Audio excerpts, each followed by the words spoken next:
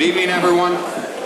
Welcome to the Village Board meeting for July 21st, 2014. This evening, I'm honored to present to all of you the Wheeling Police Department Honor Guard, along with Army Specialist Matt Applehands, who just returned back from Afghanistan last week. So please rise.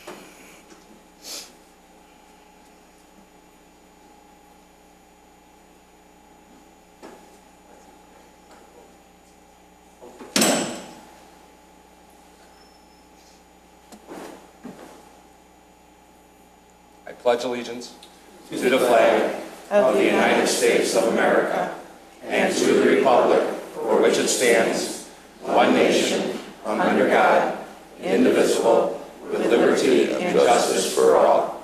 Thank you.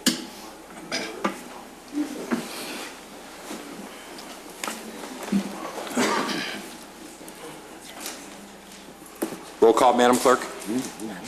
Trustee Kruger? Here. Trustee Lang? Here. Trustee Brady? Trustee Here? Here. Trustee Vogel? Here. Trustee Hein? Here. President Argyros? Here, thank you. Entertain a motion to approve the minutes for the special workshop meeting of June 23rd. So move. Motion by Trustee Here, second by Trustee Kruger, or Brady. Roll call, please. Trustee Kruger? Yes. Trustee Lang? Yes. Trustee Brady? Yes. Trustee Here? Yes. Trustee Vogel? Yes. Trustee Hein? Yes. President Argyros? Yes, thank you. Entertain a motion to approve the special meeting of June 23rd, 2014. So moved. Second. Motion by Trustee Kruger, second by Trustee Vogel. Roll call, please. Trustee Kruger? Yes. Trustee Lang? Yes. Trustee Brady? Yes. Trustee Here? Yes. Trustee Vogel? Yes. Trustee Hein? Yes. President Argyros? Yes, thank you. Changes to the agenda? None this evening, thank you. Thank you. Proclamations, Madam Clerk. John Tevens Day, July 21st, 2014. John Tevens began his employment as a community service officer with the Wheeling Police Department on March 1st, 1984, became a police officer on January 3rd, 1986, was appointed to corporal on April 11th, 1993, was promoted to sergeant on December 20th, 1996, was promoted to commander on October 13th, 2003, and was promoted to deputy chief on April 12th, 2010. Through the years, John Tevens has held assignments in the Patrol, Investigations, and Support Services Division as a field training officer, evidence technician, traffic officer, DARE officer, crime prevention officer, and accreditation manager. Throughout his career, John Tevens has dedicated himself to making Wheeling a safer place to live and work. After 28 years of dedicated service with the Wheeling Police Department, John Tevens is retiring. Dean Argyros, President of the Village of Wheeling, does hereby proclaim July 21st, 2014, John Tevens Day in the Village of Wheeling in recognition and appreciation of his many years of dedicated service to the community and the police department. John?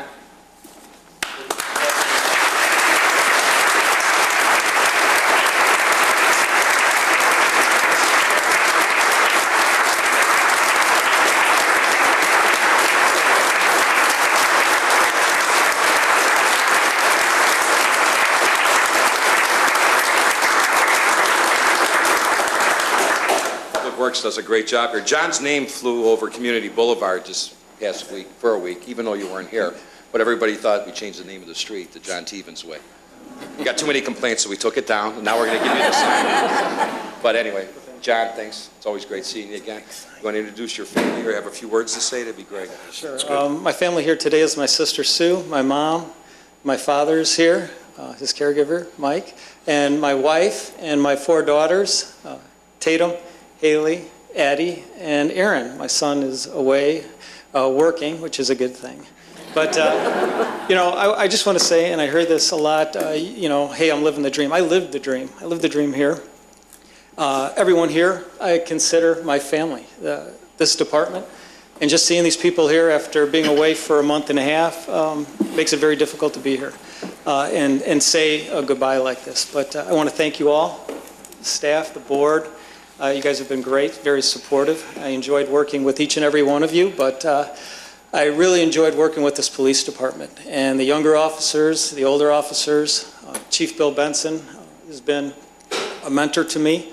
I look in the crowd here, I see police and fire commissioners, past presidents and village staff, and it's great to have you all here and to see you here. I'm so thankful for my wife, who's been able to endure 30 years of me working and at all hours and being very supportive of that, and I'm grateful for that in my family. But thank you all. I know there's more people here.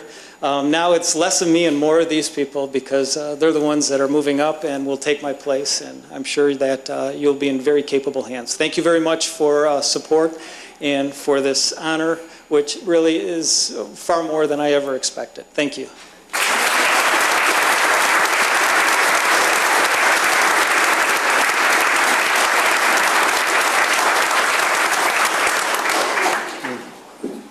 Next proclamation. Matthew Applehans Day, July 22nd, 2014. Matthew Applehans has faithfully served our country, the United States Army, most recently as a Field Artillery Tactical Data Specialist. Specialist Applehans' service included 1 year in Forward Operating Base Lindsay II in Kandahar, Afghanistan, during Operation Enduring Freedom as a dismounted patrol. Following his honorable discharge, Specialist Applehans intends to apply the skills he learned and refined during his military service in the pursuit of a bachelor's degree, and also to continue his service in the United States Army Reserve as a technical engineer. Specialist Applehans has received support during his service from his proud family, including his wife, Christina, his sons, Braden and Austin, his parents, Mark and Rosemary, and his sister, Caitlin. The citizens of our nation, our state, and our village all owe Specialist Applehans and his family a debt of gratitude for their efforts and sacrifices made in our defense. Dean Argyris, President of the Village of Wheeling, does hereby proclaim July 22nd, 2014, Matthew Applehans Day in the Village of Wheeling in recognition of Special Applehans service to our country, and calls upon the citizens of Wheeling to join him in honoring his efforts. Matthew.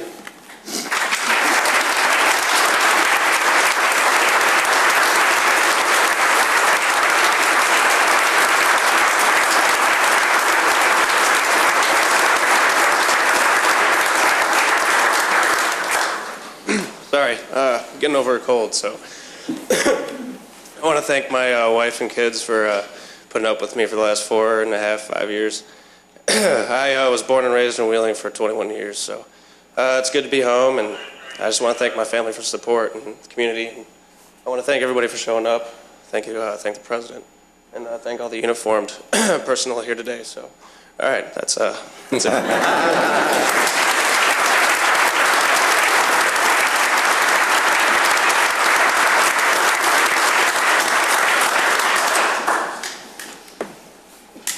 Administration of oaths, Todd Wolf, Deputy Police Chief. Todd, step to the podium. Yeah.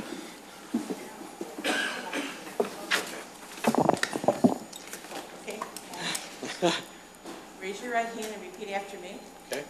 I, Todd Wolf, I, Todd Wolf, having been appointed to the position of Deputy Police Chief having been appointed to the position of Deputy Police Chief in the Police Department in the Police Department in the Village of Wheeling in the Village of Wheeling in the counties of Cook and Lake, in the counties of Cook and Lake, do solemnly swear do solemnly swear that I will support the Constitution of the United States I will support the Constitution of the United States, and the Constitution of the State of Illinois, the Constitution of the State of Illinois, and that I will faithfully discharge the duties and I will faithfully discharge the duties of Deputy Police Chief of Deputy Police Chief according to the best of my ability. according to the best of my abilities.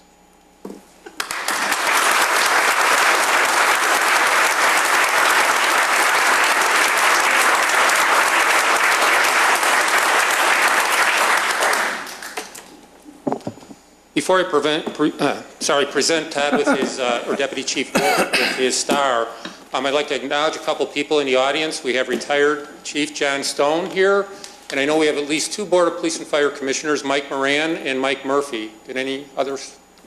Did it? Okay, it's my honor to present Brett Wolf with Deputy Chief Wolf's star so he can pin it on him for the first time.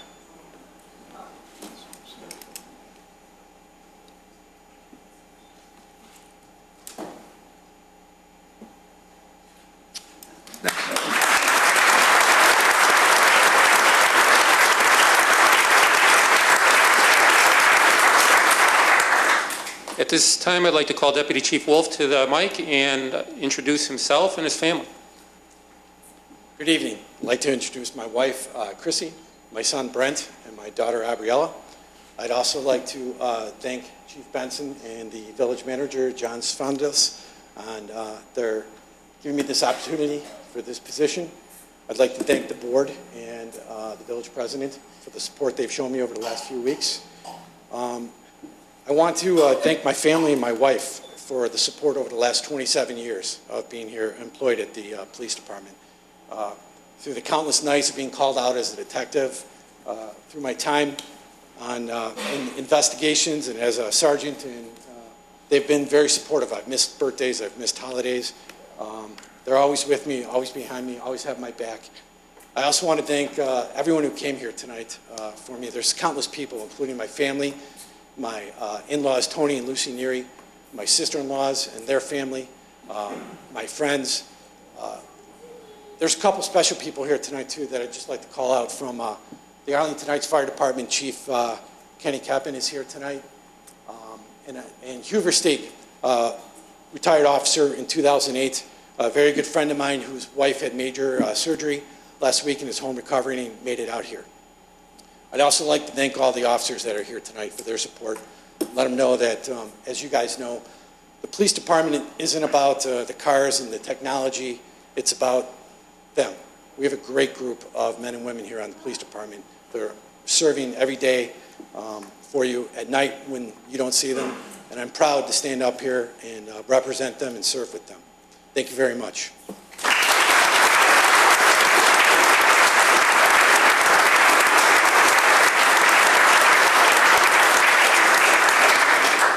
Richard Benbow, Police Commander.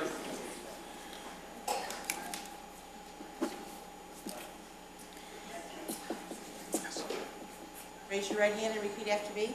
I, Richard Benbow, I, Richard Benbow, having been appointed to the position of Commander in the Police Department having been appointed to the position of Commander in the Police Department in the Village of Wheeling, in the Village of Wheeling, in the counties of Cook and Lake, in the counties of Cook and Lake, do solemnly swear do solemnly swear that I will support the Constitution of the United States, that I will support the Constitution of the United States, the Constitution of the State of Illinois, the Constitution of the State of Illinois, and that I will faithfully discharge the duties and that I will faithfully discharge the duties of Police Commander of Police Commander according to the best of my ability. according to the best of my abilities.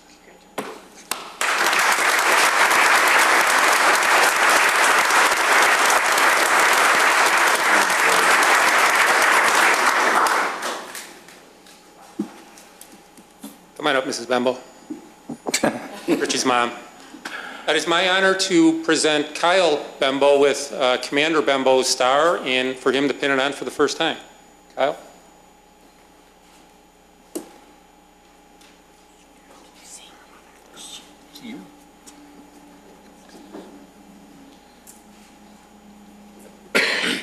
Rich, if I could have you say a few words.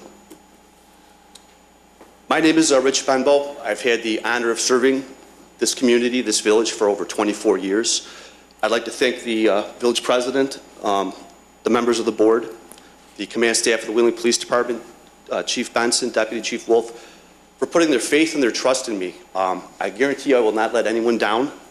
After listening to Deputy Chief Wolf talk, where do you go from there? But the amount of support we have from everyone in the audience, the amount of support from all of our officers, the command staff, the other police departments, officers that came by, my family, my wife Luann, my oldest son Kyle, my middle son Zach, my daughter Elizabeth, my mother Marge, and my mother-in-law Karen, and everyone else that came out, thank you very much.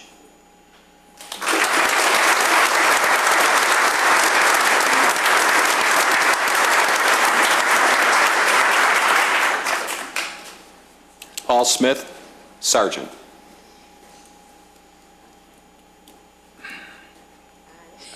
Raise your right hand and repeat after me. I, Paul Smith, I, Paul Smith, having been appointed to the position of sergeant having been appointed to the position of sergeant in the police department in the police of the department, village of Wheeling, the village of Wheeling, in the counties of Cook and Lake, in the counties of Cook and Lake, do solemnly swear do solemnly swear that I will support the Constitution of the United States that I will support the Constitution of the United States and the Constitution of the State of Illinois, and the Constitution of the State of Illinois, and that I will faithfully discharge the duties and I will faithfully discharge the duties of police sergeant of police sergeant according to the best of my ability. according to the best of my ability.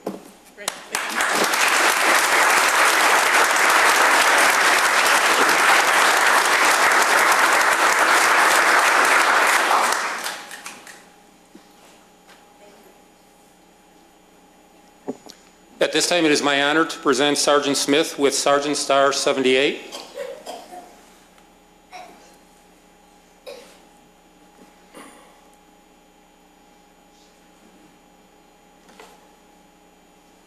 And Paul, if you'd like to say a few words, introduce yourself. As you know, I'm Paul Smith. I would like to thank Chief Benson, the board, trustees, and also the Board of Fire Police Commissioners. They put a lot of hard work into making this process happen, and I'm very fortunate to have this opportunity, and I thank them very much for that. At this time, I'd like to introduce my family. They're over to the far left there.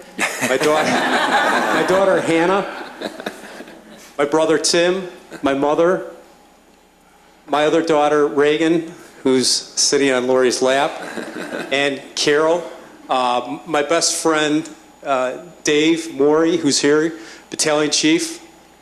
With the love and support and encouragement, I can't thank you guys enough.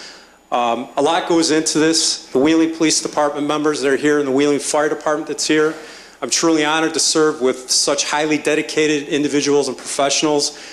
These guys put their lives on the line every day, and I know that probably doesn't get said too much, but I have to kind of bring that up because that's a poignant thing for me. I was asked to say a little bit about myself, and I'll make this brief because my daughters were salivating over the cake and coffee they saw earlier. So I've been a police officer 26 years, 21 years here at the village. Patrol Division, Special Operations. Had the opportunity to work as an entry team member for the Warrant Service Team and a corporal for the last 12 years. I believe that this has fulfilled my career to get to this point, and I'm truly grateful for this position, and I thank everyone again. Thank you.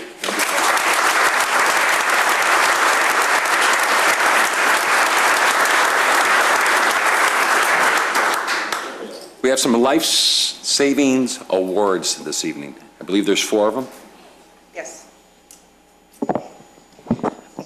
Life-Saving Award is hereby presented to Officer Ian Frey. On July 8th, 2013, you responded to a call of a person passed out at Yellow Freight, located at 100 Chaddock Drive. Arriving on the scene within minutes of dispatch, you encountered a victim of an apparent cardiac arrest lying on the floor of the loading docks. At that time, you, along with Sergeant Michael Conway and Officer Michael Bishecki, initiated CPR and kept this person alive while awaiting arrival of responding fire and EMS personnel. You assisted in transferring the patient care to those personnel and assisted in gathering information about the patient's identity. Without your quick and appropriate actions, this patient's survival would have been unlikely. Because of Officer Frey's CPR skills and quick thinking, the patient was stabilized at the hospital and the outcome was positive. Officer Frey's professional actions made him a credit and valuable asset of the Wheeling Police Department.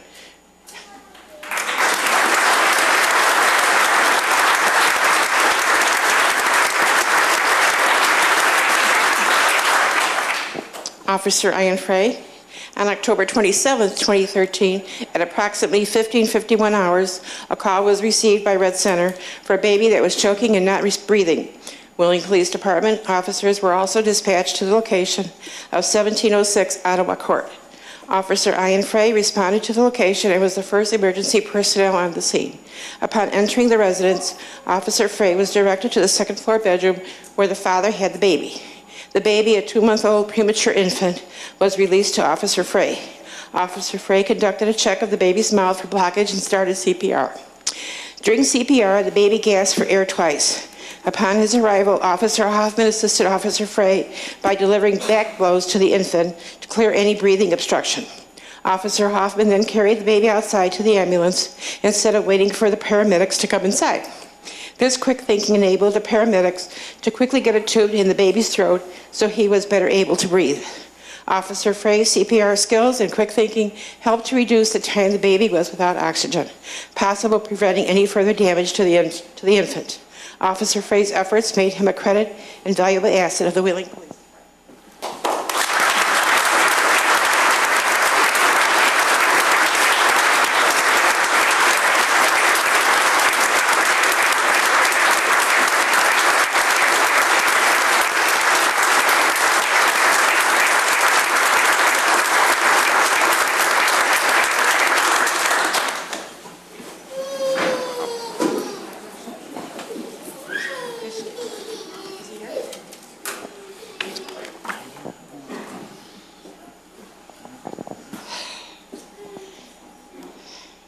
On July 8, 2013, you responded to a call of a person passed out at Yellow Freight, located at 1000 Shattuck Drive. Arriving on the scene within minutes of dispatch, you encountered a victim of an apparent cardiac arrest lying on the floor of the loading docks. At that time, you, along with Sergeant Michael Conway and Officer Ian Frey, initiated CPR and kept this person alive while waiting arrival of responding fire and EMS personnel. You assisted in transferring the patient care to those personnel and assisted in gathering information about the patient's identity. Without your quick and appropriate action, this patient's survival would have been unlikely. Because of Officer Piszczecki's CPR skills and quick thinking, the patient was stabilized at the hospital and the outcome was positive. Officer Piszczecki's professional actions made him a credit and valuable asset to the Wheeling Police Department.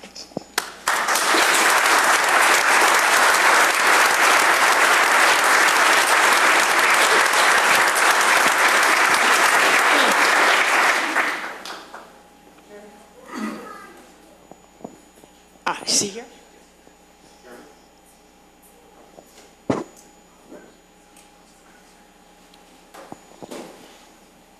Officer Jeremy Hoffman, on October 27, 2013, at approximately 15:51 hours, a call was received by Red Center for a baby that was choking and not breathing.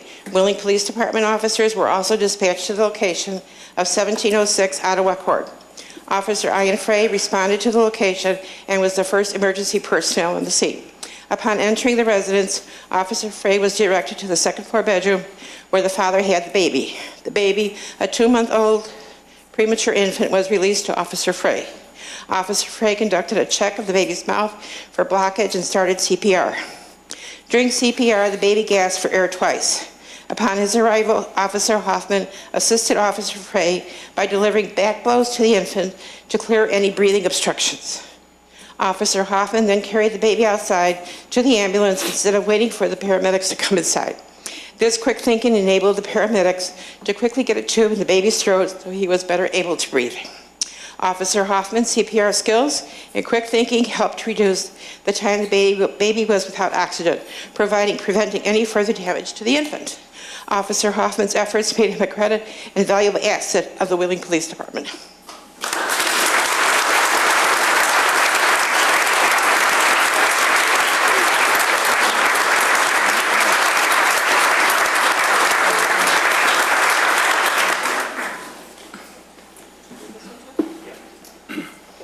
Officer Preston Robinson is not here this evening. On March 30th, 2014, at approximately 0250 hours, Officer Robinson was on patrol and observed smoke coming from a parked vehicle at 1209 North Elmhurst Road, Prospect Heights. Officer Robinson pulled into the parking lot to investigate and observed the engine compartment to be engulfed by flames. While awaiting the arrival of the Prospect Heights Fire Department, Officer Robinson observed a subject asleep in the driver's seat. Despite the loud music from the car stereo, Officer Robertson was able to awaken and remove the subject from the vehicle before the passenger compartment was engulfed with flames. Officer Robertson's quick reaction to a serious situation avoided the potential loss of life and property. Officer Robertson's efforts made him a credit and valuable asset to the Wheeling Police Department.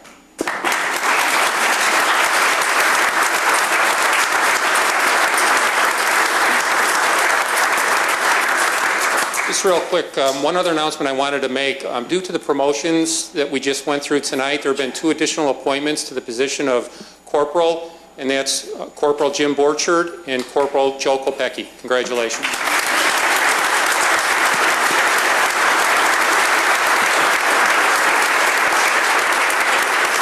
On behalf of the board and myself, we'd like to thank and congratulate each and every one of you for the fine work that you're doing and the promotions that were handed out tonight.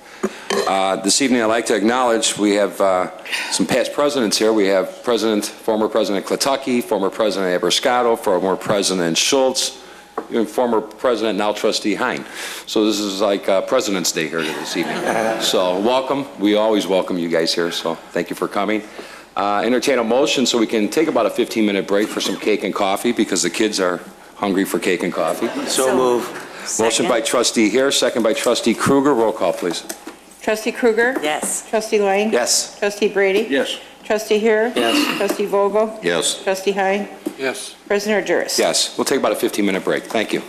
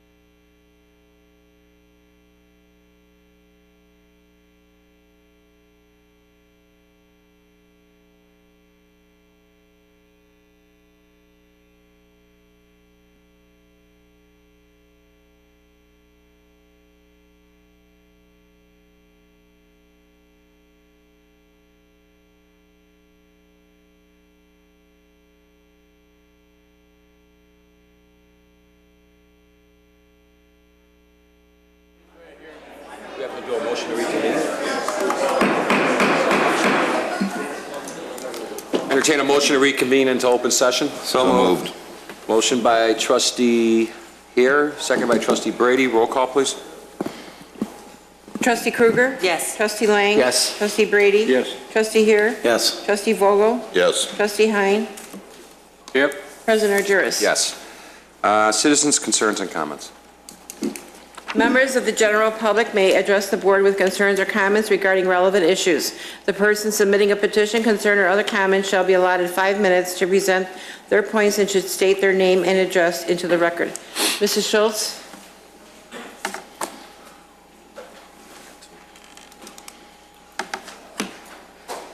Thank you, Mr. President and trustees and Madam Clerk. That was a really heartwarming It was. event that we just witnessed, and makes you really, really proud of them and of the village. I really feel that way. I'm here to speak on the airport issue. A little bit of history. In 1984, after years of studies and consultations and an advisory referendum, the Village of Wheeling voted to buy Pewaukee in partnership with Prospect Heights. I cast the tie-breaking vote. To be very honest with you, leading up to that point, I was not in favor of buying the airport. But the state had announced that if one or both of the municipalities did not buy the airport, the state would. The prospect of state control with no matching responsibilities for what happened to the villages and the city, that was a compelling reason that I cast that deciding vote. And at that time, both of the municipalities pledged they would not expand the airport. And some years later, as you know, the Hintz-Wolf intersection was relocated for safety reasons, and it was due to the foresight years earlier of then trustee John Cole, who some of you I know will remember. He's a Navy pilot, and he asked that we put a moratorium on the land around that intersection. And it seemed, John thought it was important, and it seemed like a good idea, so we did that. For that action that we took, there was little negative impact on the village when the road was relocated. That would not be true of the expansion that is being talked about now. And when I first became aware of possible changes to the airport, I asked a trustee about a proposal for the runway expansion. He said, no, don't say expansion. We are just reviewing the airport layout plan. Clearly, that was not the case. And in all due respect to Charlie Priester's expertise and his experiences with the airport through all these years, I really have a lot of respect for that. But his choice to choose him to lead this study was not very reassuring. It was, to say the least, puts forward the appearance of conflict, if not actual legal conflict. That was a position that the Village of Wheeling, in their ethics ordinance, prohibited even the appearance of a conflict. I know that Crawford Murphy and Tilley, that's a fine firm, and I have no doubt that they will present you with a very complete and professional report. But as engineers, they are not sworn to protect the health, welfare, and safety of the residents of Wheeling, as you are. I support the speakers who in past weeks have stated to this board and to the Airport Commission a multitude of reasons why this plan is totally unacceptable. We talk noise pollution, air pollution, property values, safety. So I won't repeat those. You're well aware of the concerns. I too would like to know the answer to many questions, those and others. Where did this idea come from? Who proposed it? Why now? And why the rush? What is your compelling reason to move forward with this? I've given you mine for my vote many years ago. And it's also interesting to me, a little bit off track, to note that after the board worked around with the TIF district issue, Plum Creek development at the end of the runway is now within the new TIF, and it wasn't before. I'm most concerned with the manner in which the issue has been handled. To be telling people who ask for information, oh, do a freedom of information, or to have willing policemen in attendance when people who had comments were going to speak. That to me is beyond what open government ought to be about. It's the concerns of the citizens, and this seems to be a running pattern. Citizens come up here with their concerns, and I applaud the board. I'm glad that this village allows for public comment. That's all very well and good. And the concerns of the citizens are listened to more or less politely, with a little rolling of eyes sometimes, or aggravated sighs at what they're saying. But there's no response or any indication that what they have to say is of any importance in your decision-making. And one response that is wearing kind of thin is when we hear, "Don't worry, trust us." Then a vote's usually taken with no explanation, and those votes are rarely to the benefit of the resident who brought their concerns forward. If you expect the trust of the residents whose welfare you were sworn to protect, I ask you to really listen to what people are saying. This is not a new gaming cafe or a special concession to a developer. This is a big deal. Those things, while you may disagree on the merits, which I do heartily, but it isn't enormous harm to me or maybe to a small group of people. And this magnitude of what you are discussing now about extending the airport, that will have long-lasting and very serious consequences for residents throughout the village.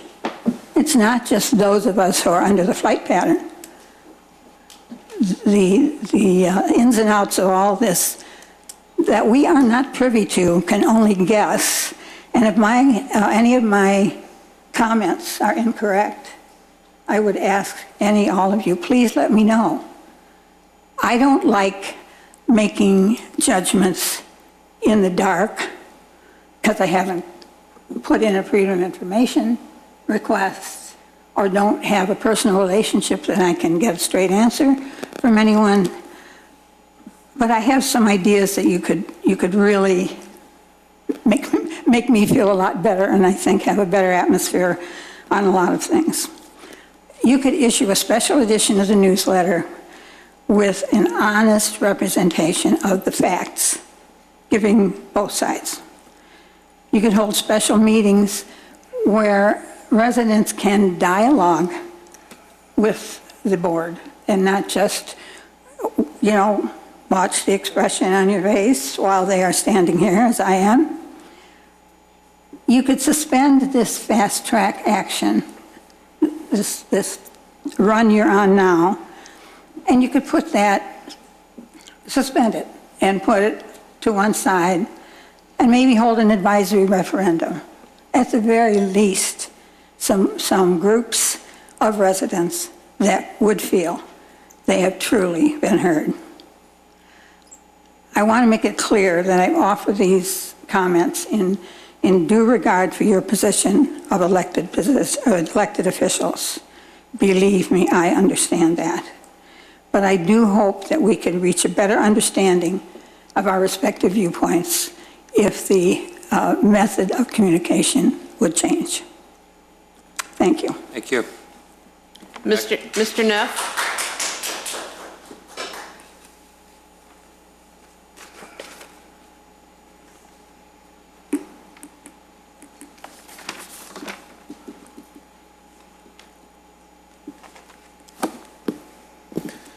Good evening, ladies and gentlemen. I'm Steve Neff. I spoke here last week. For the record, I agree with everything that former President Schultz had to say this evening, completely. Last week, or I'm sorry, at the last meeting when I was here, I spoke about how the airport benefits the village of Wheeling financially. And I didn't think of it at the time, but I thought that the newsletter is an excellent way it's an excellent platform to spell out, all the benefits, factual benefits, revenues that we're actually getting from the airport. And it would be nice to see maybe trend lines of revenue from, if it's coming from lessee real estate taxes, or if it's coming from fuel flowage fees or sales taxes. We'd just like to know, what portion of our revenue is coming from the airport. So, with that said, President Argyros, maybe you have an opportunity for a future newsletter, your forum, whatever you call it, to kind of spell it out for us with, some schedules, some tables, something to back it up with what's going on over there. So that's all I have for tonight. Okay. And thanks for all your hard work. Thanks, Steve. Thank you. Anybody else? That's it. Hi, there is. Mr. Hebert, you got a quick thing to say about the blood drive, don't you? Well, come on. You got to be consistent here. You've been doing it since I've been around.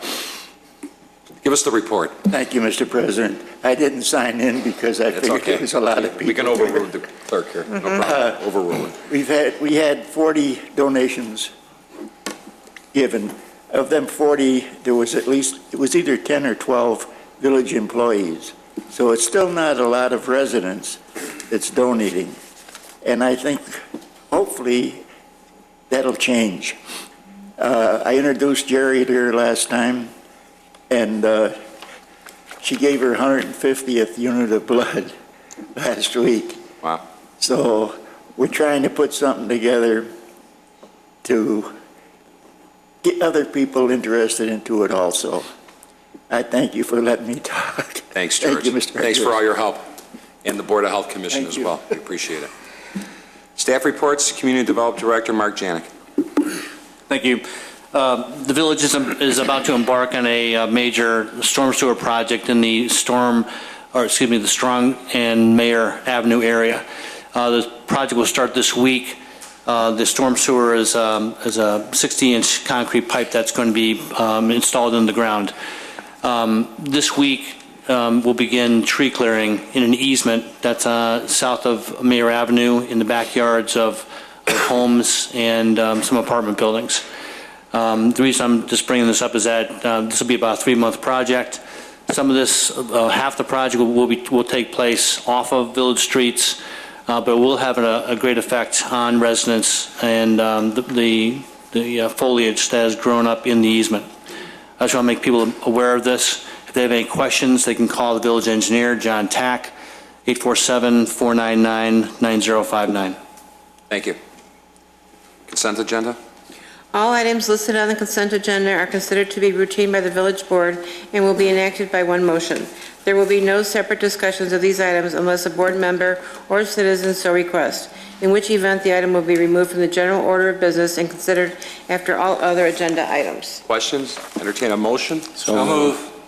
Motion by trustee, who was it? I'm sorry. It could be Trustee Hare. second. Second by trustee Hein. Roll call, please. Trustee Kruger? Yes. Trustee Lang? Yes. Trustee Brady? Yes. Trustee Hare? Yes. Trustee Vogel? Yes. Trustee Hein? Yes. President Argyros. Yes.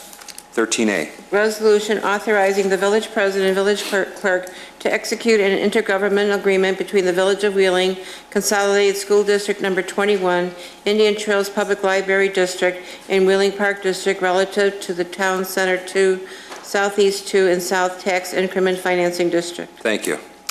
Before I entertain a motion to approve this, when we vote tonight, the Village of Wheeling will have approved an intergovernment agreement regarding the future of the Southeast and the Town Center TIF districts in the Village of Wheeling and its partnerships with Township High School District 214, Community Consolidated School District 21, the Wheeling Park District, and the Indian Trails Public Library District.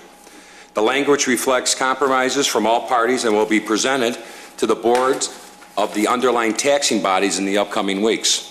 Collectively, we understand that economic growth in Wheeling benefits everyone, the village, other taxing districts, and most importantly, the taxpayers.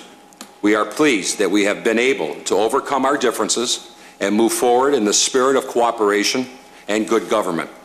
We look forward to the benefits of economic revitalization that will bring to an already desirable place to live, work, and educate our children. With that, I'll entertain a motion to approve the ordinance. So moved. Motion by Trustee Vogel. Second. Second by Trustee Lang. Roll call. Trustee Krueger? Yes. Trustee Lang? Yes. Trustee Brady? Yes. Trustee Heer? I have to abstain. I'm an employee of Township High School District 214. Trustee Vogel? Yes. Trustee Hein? Yes. President Argyros? Yes. Thank you. Ordinance 13B, ordinance authorizing a redevelopment agreement between the Village of Wheeling and Riva Development Partners, LLC, for the development of land at 100 Northgate Parkway and 250 Northgate Parkway, Wheeling, Illinois, compromising a part of the Town Center 2 TIF district of the Village of Wheeling, Cook and Lake Counties, Illinois. Thank you. Attorney Furlow. Thank you, Mr. President. Before you is the redevelopment agreement that governs the Northgate Crossing development at the Old Kinney site. Through the redevelopment agreement, the village has agreed to pledge $6.5 million in TIF increment generated by the project to the developer. The developer has made a case that but for the TIF incentive, the project would not be developed. The incentive, again, is payable only from the PINs on that site, and it's only payable from the increment generated by that site. It's payable over the course of 20 years pursuant to 2 notes that will be issued. A brief description of the project, which you've all seen developed and entitled over the past several months. The developer plans to construct a 288 residential development on that site that will be marketed as a high-end development. The total project budget is estimated to be $50 million. It is anticipated that the land development will begin in August of 2014, with construction beginning in October, with a completion date targeted for April of 2016. Following this item, following the ordinance approving the redevelopment agreement, there are two other items that are being considered in conjunction with this tonight. One item is an ordinance granting final PUD approval, special use and site plan approval for the development. The item following that is a resolution approving the preliminary plat for the Northgate Crossing subdivision. I or Mr. Janik can answer any questions. Additionally, the developer has representatives here that can answer questions as well. Thank you. Questions from the board? Entertain a motion? I have a question. He has a question. Oh, sorry. Trustee Hein? Thank you. In the packet that we received, there were minutes, of course, from the Planning Commission, and I just have a couple of items that I'd like to address at this time. One being the waiving of our ordinance governing sprinkler connections in life safety code relative to the sprinkler connection. If I read correctly, it is waiving our ordinance that specifies that the sprinkler line and a domestic line would be separated. And our ordinance requires that it be separated at the B box or outside of the unit. So I'd like to have some information from staff. If this is the case, would you please explain it to the board? And in the findings of fact with the Planning Commission, it was to be waived, was one of their recommendations. Trustee Hein, if I may interrupt. Yes. If we can vote on this particular ordinance that's before us tonight regarding the RDA, and then piggyback on the ordinances at the next 13C that we need to vote on regarding the special use and all that stuff, I think that question would probably be more appropriate at that particular resolution. I understand, but it's also part of the ordinance that we are, the first item, it specifies that in a special use, and I want to make sure it's covered in all areas. Okay. Mr. Furlow? I think Mr. Janik could probably better answer that question, details of the development. So the question is, you don't want the the sprinkler or the fire and the domestic split inside the building. You'd like to split outside the building. According to what I read, the split would occur inside the building at the control box. First question being, is there one meter servicing all the units in that building, or are there separate meters for each and individual unit? Well, there's both, actually. There's one village meter that's on the domestic line. Each unit will have another separate meter for the developer or the owners to keep track of water use in each unit. But the village will keep track of 1 meter per building. Okay. So in fact, if there was an incident where we had to shut down that B box on the outside, we would theoretically be removing the life safety, and the water supply would be prohibited to going into not only the units but the entire building. Is that correct? If it was shut off at the B box, yes, that's correct. Okay. I know that everybody's looking for cost-effective measures. However, when it comes to life safety, I really want to address that and make sure that this board understands that it is a part of the site plan, that particular item, and it's also a part of the resolution that we are approving tonight. And I, for one, would like to hear from the developer if they like, whatever, but I'd like the board to get some information on this because I think it's very detrimental to all of the units in the building and the residents as far as life safety is concerned. State your name, please, Warren. Good evening, Warren James with Riva Development. My first comment is we will build pursuant to the board's direction. As further explanation for what we've proposed, we can either place the shutoff valve to the domestic supply underground, outside, or we can place it in a climate-controlled environment accessible under lock and key, accessible to the village. That valve itself, as we proposed, would be able to be shut off and locked by the village in the event of non-payment, and that would have no impact whatsoever on the fire service, which is a direct connection at the building. So, again, we will defer to the board's judgment on this matter. Thank you. Chief, you want to piggyback on this? Just to clarify what has been the historical practice of the village going back probably 30-plus years has been to have 2 basic B boxes that are on village property, one controlling the fire suppression systems, one controlling the domestic. And my understanding of the historic basis of that is that in the case of a domestic issue, whether it be non-payment or something requiring extensive shutdown for either repairs, remodeling, etc., that the domestic could be isolated and the fire suppression to the building would be maintained at all times. As what is being proposed by the developer, the valves would actually be within their buildings, not in the village right away. They would be within their building and would require access to their building in order to isolate it.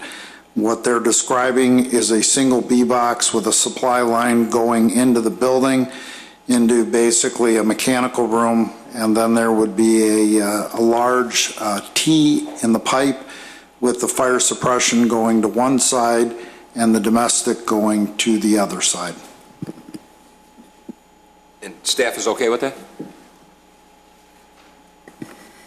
I have discussed this numerous times with my counterpart in the Public Works Department. I'm not here to put words in his particular mouth, but we are both in agreement that we should maintain the consistent practice that has been going on for 30 years here in the village. So the answer is no. So, you understand that, Warren? So we're going to go with the consistent practices of the village. Anything else, Trustee Hein? Yes, thank you. As you know, we have an active transportation plan in the village of Wheeling. It was passed not too long ago. And if you look at the map that was presented at that time, and it is an official document of the village of Wheeling, it shows that there is a bike pedestrian going down Northgate Parkway.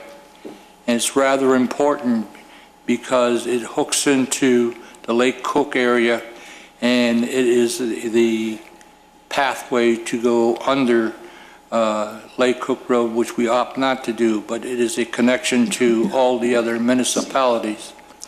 When this study was taken on a few months ago or a year or so ago, okay, it was passed by this board that this was going to be the official bike and bicycle network and the recommendations. My question is, these folks are putting sidewalks along Northgate Parkway. Are these sidewalks being built to represent the bikeway and parkway, or is it just a standard, or are we complying with what we have? One of the things that they specified in that study was that developing a series of pedestrian and bike cut-throughs is to increase the conductivity between neighborhoods. Many neighborhoods in Wheeling often limit conductivity to other adjacent neighborhoods in order for a person to walk or bike between adjacent subdivisions. They often have to use an indirect route that adds additional time and distance to a trip by requiring a person to exit one subdivision and walk or bike to an arterial road to go to the destination in an adjacent subdivision. To shorten the trip time and distance for cyclists and pedestrians, the village should construct cut-throughs between subdivisions, apartment complexes, parks, and other locations where there is an opportunity to shorten bicycling and pedestrian trips. As we know, this is a main artery feeding a lot of our east side of our community, and it hooks in Strong Street to Milwaukee Avenue all the way over to Prairie Park. I strongly recommend that we look at this very, very seriously because it's a part of a plan that we instituted so that we would have safer bikes and pedestrian sidewalks. I strongly recommend that we work out a system, whether 50-50 or what, with this developer to make sure that the sidewalk that is being implemented in that particular property, and I do not expect him to pay for sidewalks in other properties or whatever, but I do expect that the plan be instituted, and whether it be a 50-50 or whether it be something that we can work out. But I'd like to see that sidewalk and that bike path conform to our plan that we have for making this path viable.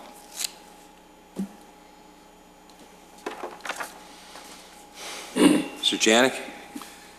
It is the intention of the village to have an extension of a sidewalk from Dundee Road north to the bridge on Northgate Parkway.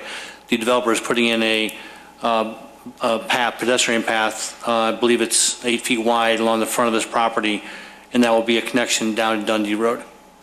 We will have a problem crossing the bridge at Northgate due to its width. We're still working that out. So I believe that Trustee Hein is making sure there's a connection to Dundee Road where the train station is, as well as north. Currently on Northgate Parkway on the east side of the road, we do have a pedestrian path that goes north almost to Lake Cook Road. You're going to see proposal for sidewalk extension, I believe on August 4th, that the village is installing a section of sidewalk that will connect the existing sidewalk on Northgate north to Lake Cook Road. So there will be connection from Northgate all the way down to Dundee Road. Thank you. Trustee Brady? Mark, did I hear you correct that it's all going to be 8 foot? Yes. Okay, so that could be used as a bike path and pedestrian way. Depends on who you're talking to, but as far as we're concerned, yes. Okay, and one other thing, just for clarification, we told the developer that we want it done our way on this water service deal. Just for clarification, that means 2 water services entering the building with 2 shut-offs outside. One, It'll be read into the record as an for each additional condition. What you read in the records was the chief said what we usually do, and that's what said, yeah. That's what we're going to do. What he usually do. Go ahead. I think what the chief's saying is in accordance with the code. What you have, Trustee Brady, and the ordinance that you'll consider next is a condition of relief, which the developer asked for. The condition of relief is to allow the separation of the domestic water supply and fire suppression supply to be located within the fire alarm control panel room rather than at the main. And that's not in accordance with code. That's the relief being requested. When this comes before you, I'll ask for a condition on the motion that condition be removed from the ordinance and language be added that the developer will build the water supply system in accordance with code. And I guess, Chief McIsaac, if we say that simply in accordance with code, is that going to address what you described as doing it the way the village always does it? Yes, it's part of the village's engineering manual. I think that the condition actually does state the way that Public Works and Fire would like it. It's that the condition requires that the domestic and fire suppression are separated at the main. No, it doesn't. It actually, it says rather than at the main. Look at condition number 6 in the ordinance. And condition number 6, it's in section E, section E deals with relief being requested from the Wheeling Municipal Code.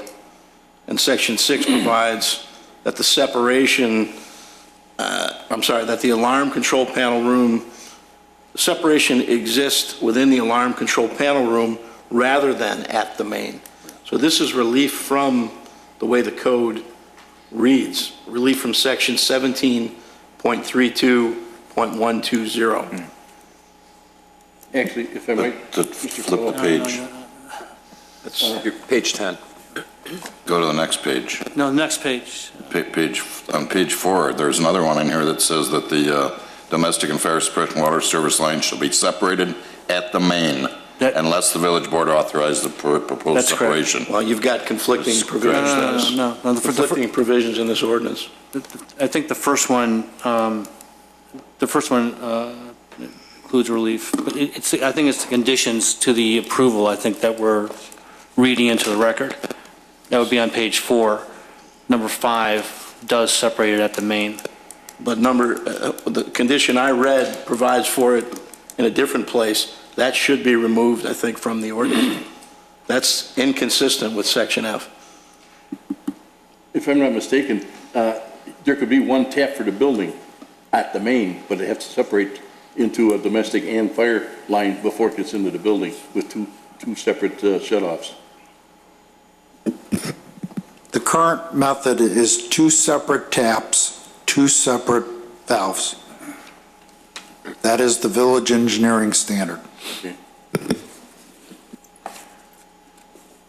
So let's have a condition to stating that. Jim? Stating what? What he just said. The current engineering regarding the tap on, it's in the book, it's the code. Okay. You got to follow the code. What else, Trustee Hein? Thank you. Have we come to a decision relative to I didn't hear about the sidewalk? Is it going to be built in conformity with the active transportation plan and be conducive to both biking and to pedestrians? I don't believe an 8-foot sidewalk will do it. Mr. Janik? I believe it's an 8-foot sidewalk that's planned for the front of this project. We have 8-foot sidewalks in other places in the village. I believe right in front of, I think the sidewalk in front of our village hall is. Is that compliance to the code? Our code requires 5-foot sidewalks. 8-foot sidewalks are above and beyond our code. Okay. Well, we have the developer here this evening. Maybe he would like to help the village out and put in the proper sidewalk so that our residents are safe in that area. Do you have a problem with that?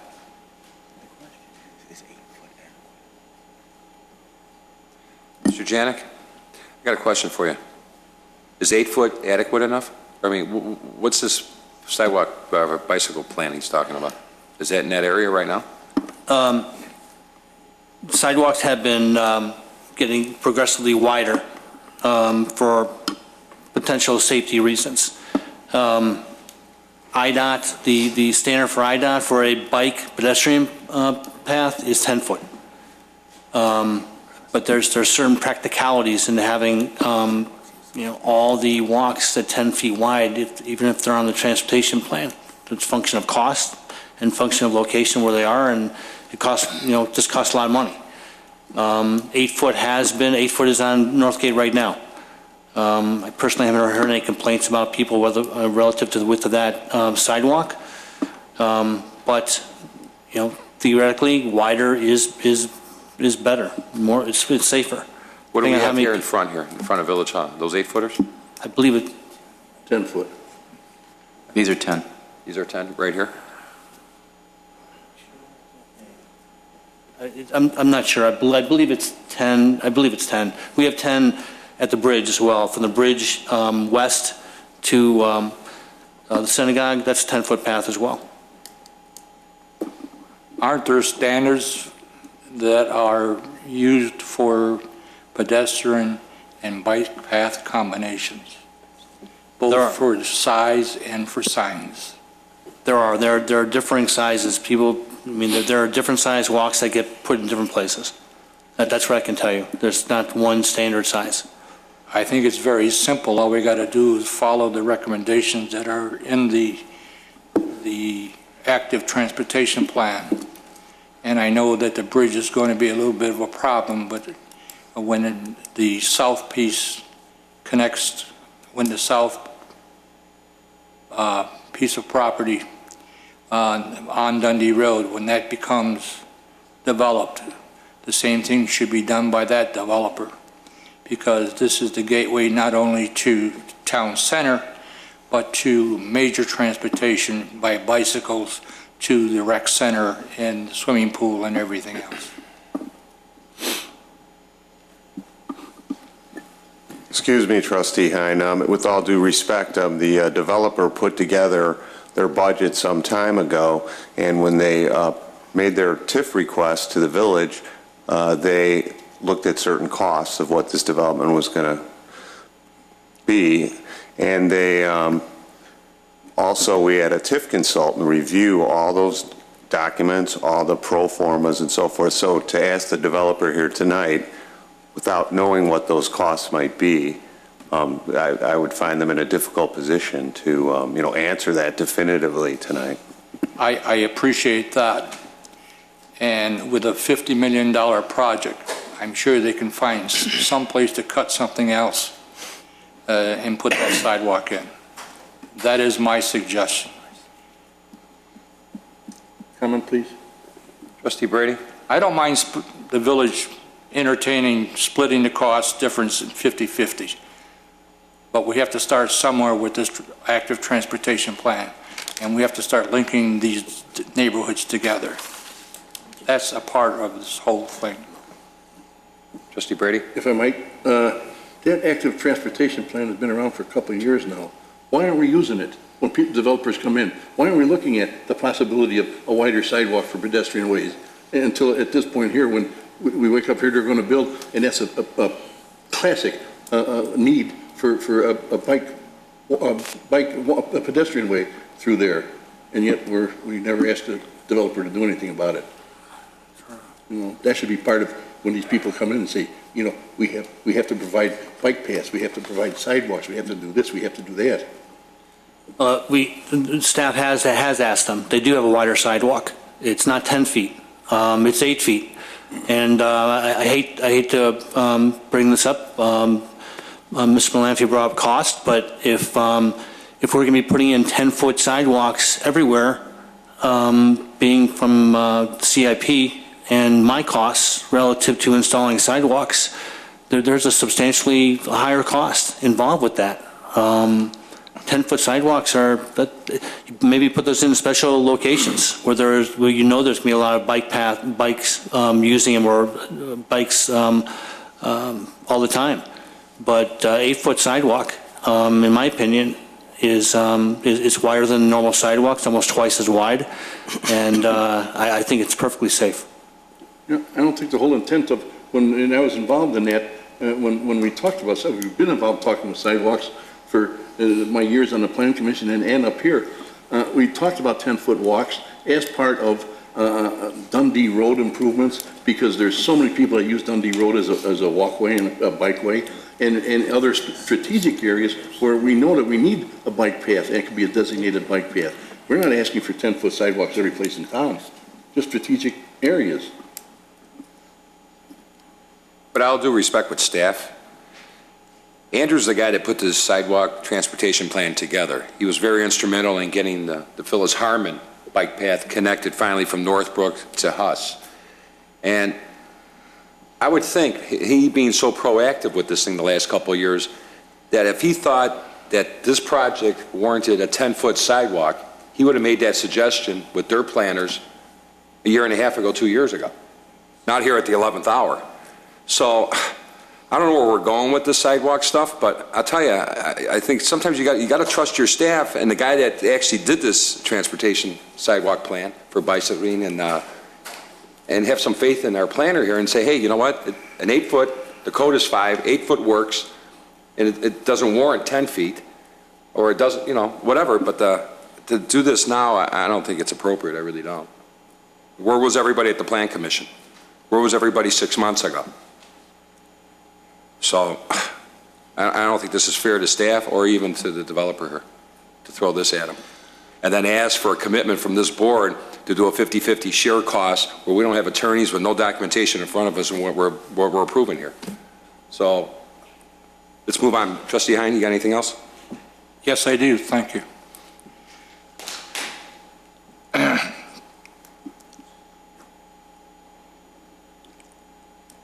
In the findings of fact from the Planning Commission, there's also asking for relief in your comp storage. And they are asking us to take Heritage Park, which is a primary area that we use for allocating comp storage to parcels that are small in size and hard to develop, and probably would not be developed if they were to comply with the comp storage on site. My question is, and we talked about this many times, that we have some areas on Dundee Road that are small lots and that they are part of a bigger picture. And they've more or less been allocated, and we have no plan on how, when and where we allow this deduction in comp storage on the site and give them credit for comp storage in Heritage Park.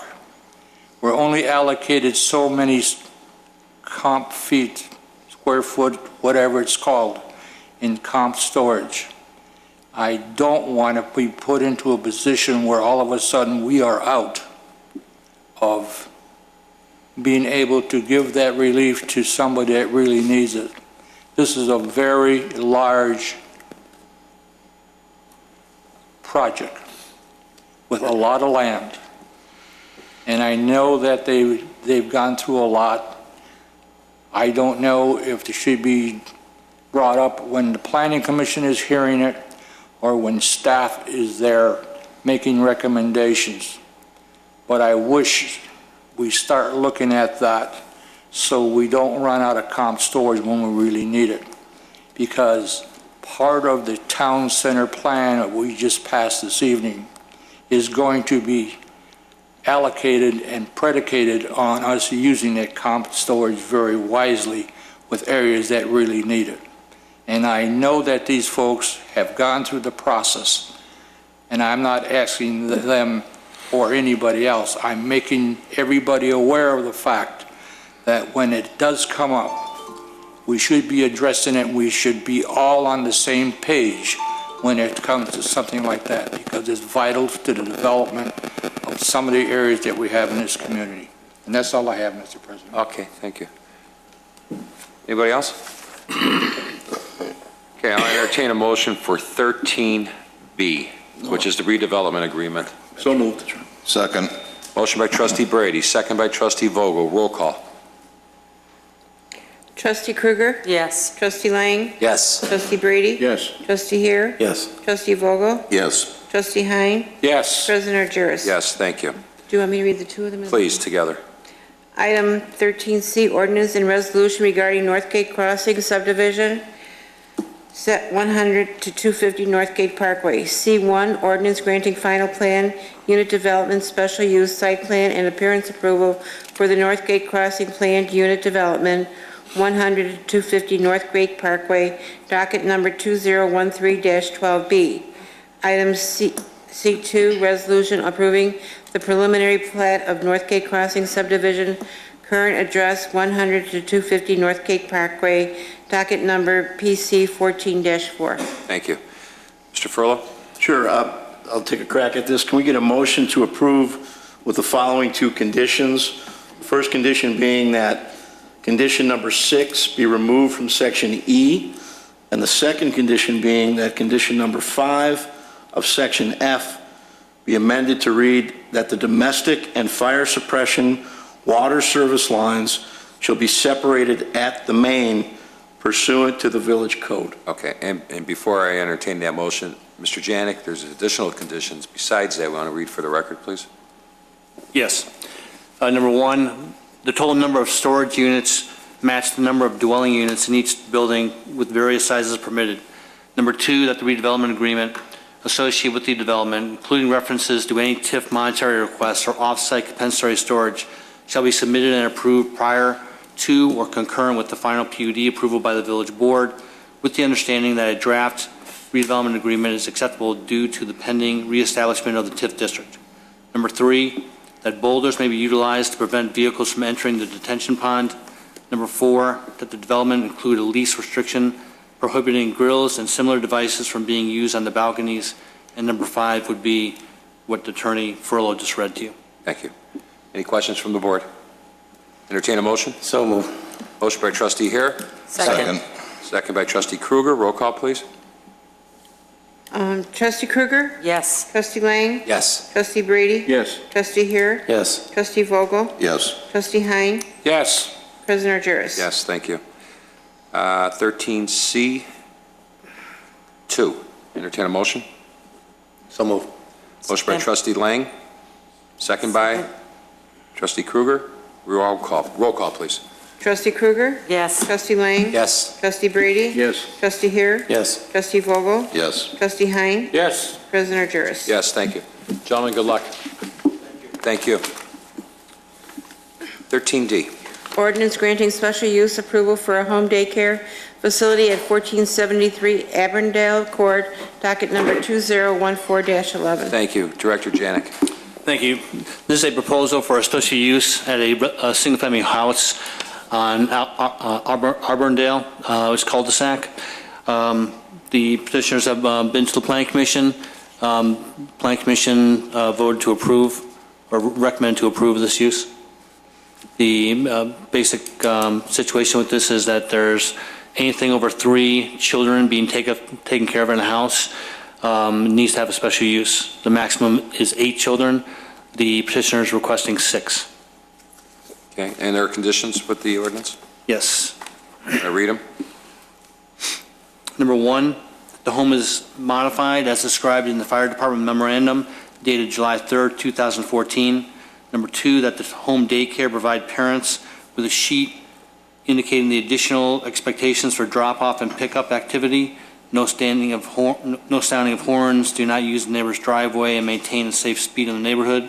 Number 3, that the home daycare is limited to 6 children. Number 4, that the vehicles for the homeowner and assistant are parked either in the garage or on the straight portion of the street. And number 5, that the fence may remain at the existing height, provided it be maintained in good condition in the board-on-board style. Thank you. Questions from the board? Trustee Kruger? Thank you, Mr. President. I just have a question. I'm sorry. Are the petitioners here? Please step forward. Go ahead, Mayor. I just had a question about one of the conditions, item number 2, which pretty much deals with your parents dropping off. Right. Are you aware of a no idle ordinance in the village? Yes, we discussed that, and they will be shutting the vehicles off. I did see that Pickup. with the Plan Commission. I just wanted to make sure that Right. everyone knew that you're aware Yes. of that. Thank you. Yes. Anybody else? Entertain a motion with the conditions that were read. So move. Motion by trustee Hare, Second? second by trustee Hein. Roll call. Trustee Kruger? Yes. Trustee Lang? Yes. Trustee Brady? Yes. Trustee Hare? Yes. Trustee Vogel? Yes. Trustee Hein? Yes. President Argyros? To be consistent, I have to vote no.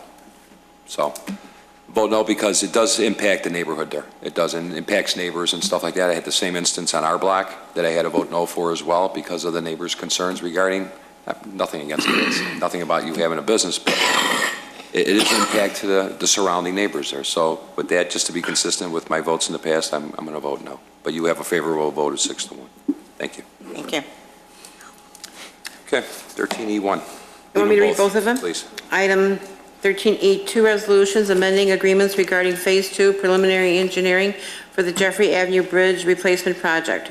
E1, resolution authorizing the village president to execute amendment number 1 to the local agency agreement for federal participation for Phase 2 preliminary engineering with the Illinois Department of Transportation for the Jeffrey Avenue Bridge Replacement Project. E2, resolution authorizing the village president to execute amendment number 1 to the Phase 2 preliminary engineering service agreement with Cioba Group Incorporated for the Jeffrey Avenue Bridge Replacement Project. Thank you. Director Janik. Thank you. A little bit complicated, but these approvals for $19,000 approximately of extra funding for Phase 2 engineering for the Jeffrey Avenue project. We're involved in 2 different agreements, one with the federal government and one with Cioba Engineering. We're having these both on tonight because they're both tied together. The long and short of it is this is an 80-20 shared cost project for the Jeffrey Avenue Bridge. This is a change of approximately $19,000. The local share, which is the Wheeling share, is $3,814. This is going toward extra engineering work in the Phase 2 portion of the engineering for the bridge.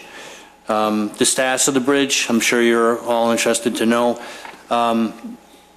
We're waiting for IDOT to award the project to a contractor. The village is ready. We just finished the improvements to the access road going through the Wabash Power property, which is the alternate access for the people of Meadowwood once this bridge goes under construction. So we've done what we can. We're ready to go.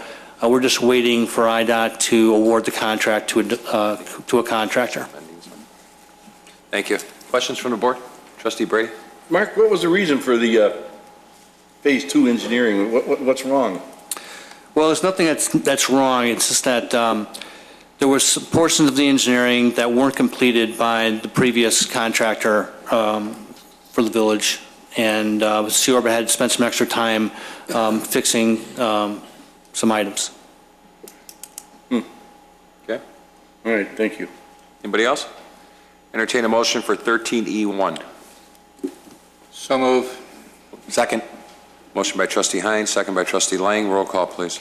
Trustee Kruger? Yes. Trustee Lang? Yes. Trustee Brady? Yes. Trustee Hare? Yes. Trustee Vogel? Yes. Trustee Hein? Yes. President Argyros? Yes, thank you. Entertain a motion for 13E2. So move. Motion by trustee Lang, Second. second by trustee Hare. Roll call, please. Trustee Krueger? Yes. Trustee Lang? Yes. Trustee Brady? Yes. Trustee Hare? Yes. Trustee Vogel? Yes. Trustee Hein? Yes. President Juris. Yes, thank you. 13F. Ordinance amending the Village of Wheeling annual budget for the fiscal year beginning January 1st, 2014 and ending December 31st, 2014. Thank you. Assistant Finance Director Albert Walchuk. Albert? Yes, thank you. Basically, this was due to an oversight. We're just reversing out something that occurred back in April, a transfer, I believe, that was from one TIF to the other. There are actually two parts to this item. Albert described the first, and we can talk about the second one, which deals with the emerald ash borer and the need for us to increase our budget for this year, which is really just expediting the expected expenses associated with the emerald ash borer. All in all, our long-range plan is only about $30,000 off the target that we initially created. What we're asking for tonight is $100,000 that would have otherwise been spent next year to be spent this year, because I'm sure, as everyone has noticed, not just in Wheeling but in all of the northwest suburbs, the emerald ash borer, although it takes a couple of years for it to wreak its havoc, we've seen the physical effects of the bug come through this year more than we had anticipated. Superintendent Lori Hazelwood is here, sorry, blanked for a second there, who can answer any more specific questions, but essentially that's what we're doing. We're asking for more money to accelerate our program, and again, this is what we had planned. We're just moving it ahead by a year in order to get rid of some of those dead trees. Trustee here. Lori, quick question. I am in favor of this. I think it's important that we do this. So if there are no further questions, I'll make a motion. But the question that I have is, we're taking the trees down on village right-of-ways. But how do we force the person on private property? Because you see them dying on private property as well. And what's the plan of attack on those? Title 12 of our village ordinance does require residents who have on private property or commercial property to remove diseased, dead, dying trees, and that does cover emerald ash borer as well as Dutch elm disease or other dead trees. Notices are sent out to residents for those trees that are dead, that they need to be removed. I've seen quite a few of them. Have you, I know you do an excellent job, but have you seen them where I've seen them as well? I have been noticing more and more of them. At one time, we used to deliver those notices by certified mail. We are now starting to hand-deliver notices out because of the amount of diseased and dead trees. Great. Driving around the village, I see them, and I will give you those locations. But thank you very much. Okay. Trustee Krueger. Well, I had a good, thank you, but trustee here pretty much addressed my question, but maybe more of a comment. Then I have 3 very large trees on my property. It's disheartening to see what this little bug can do, and then to lose them. And I know what the cost is just to me for my trees, so I understand better what this increase means, and accelerating is very important.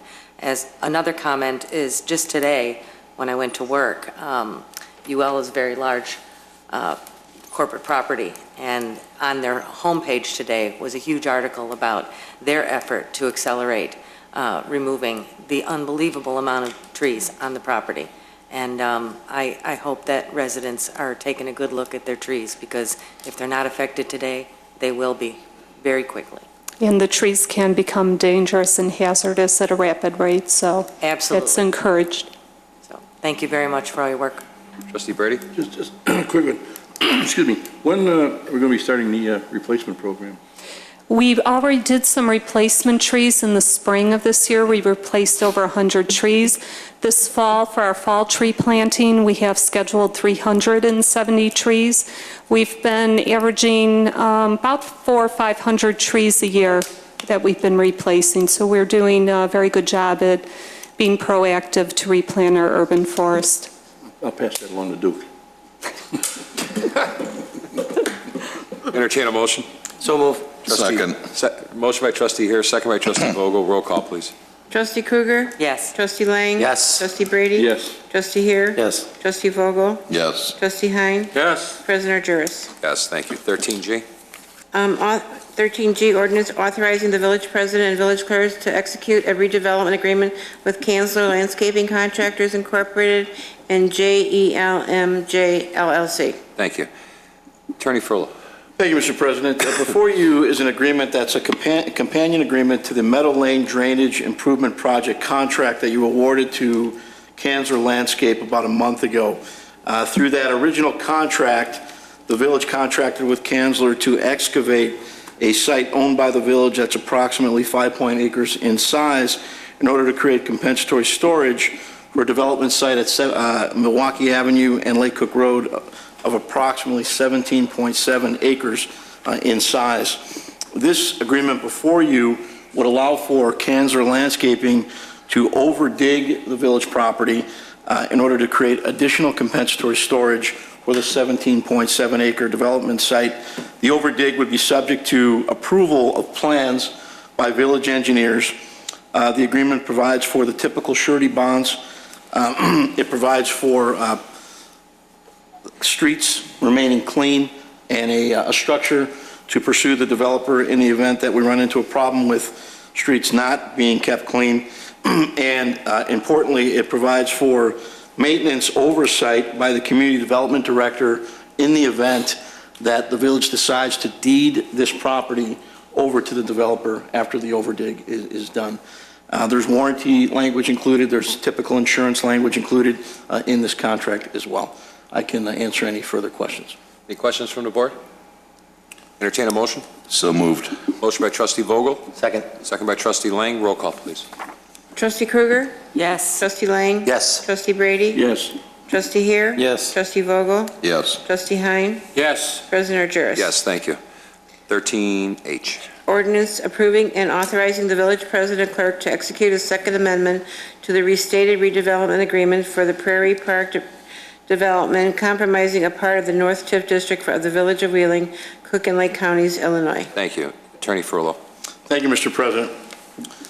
2 weeks ago, Mr. Smith and Mr. Shapiro appeared before the board and asked the board to consider amending the restated redevelopment agreement that we entered into in September of 2010 relative to the Prairie Park development. At that time, the village had agreed to reimburse the developer for an additional $6 million in TIF incentive.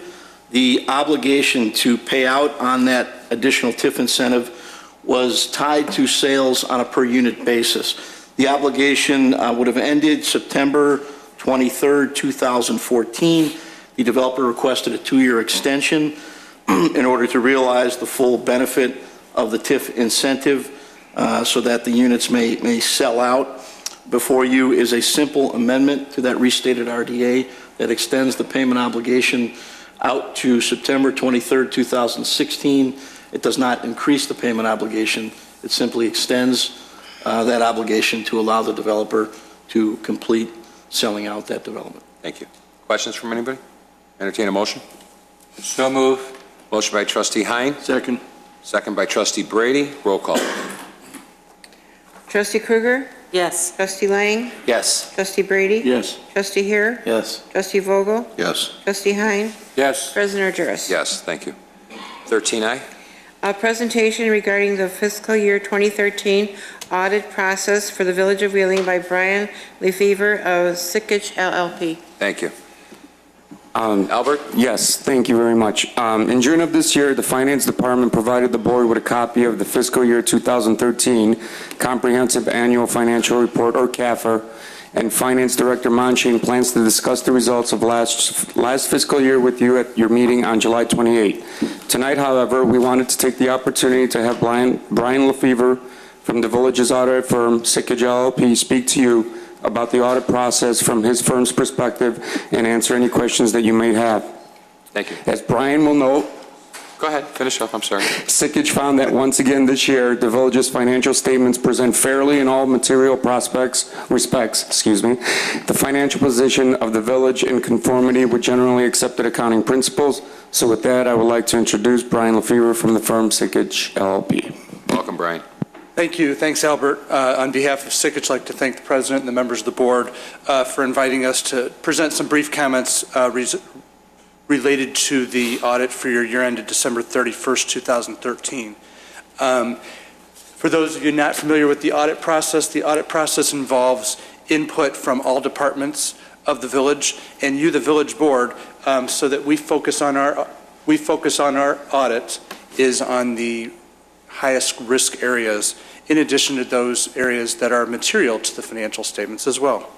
The process itself is a several-month process. It starts with a planning meeting with the village staff back in November. We have site visits in January and then towards the end of March into April, then resulting in a draft of this document, the Comprehensive Annual Financial Report that Albert referenced, and then it's all finalized in June.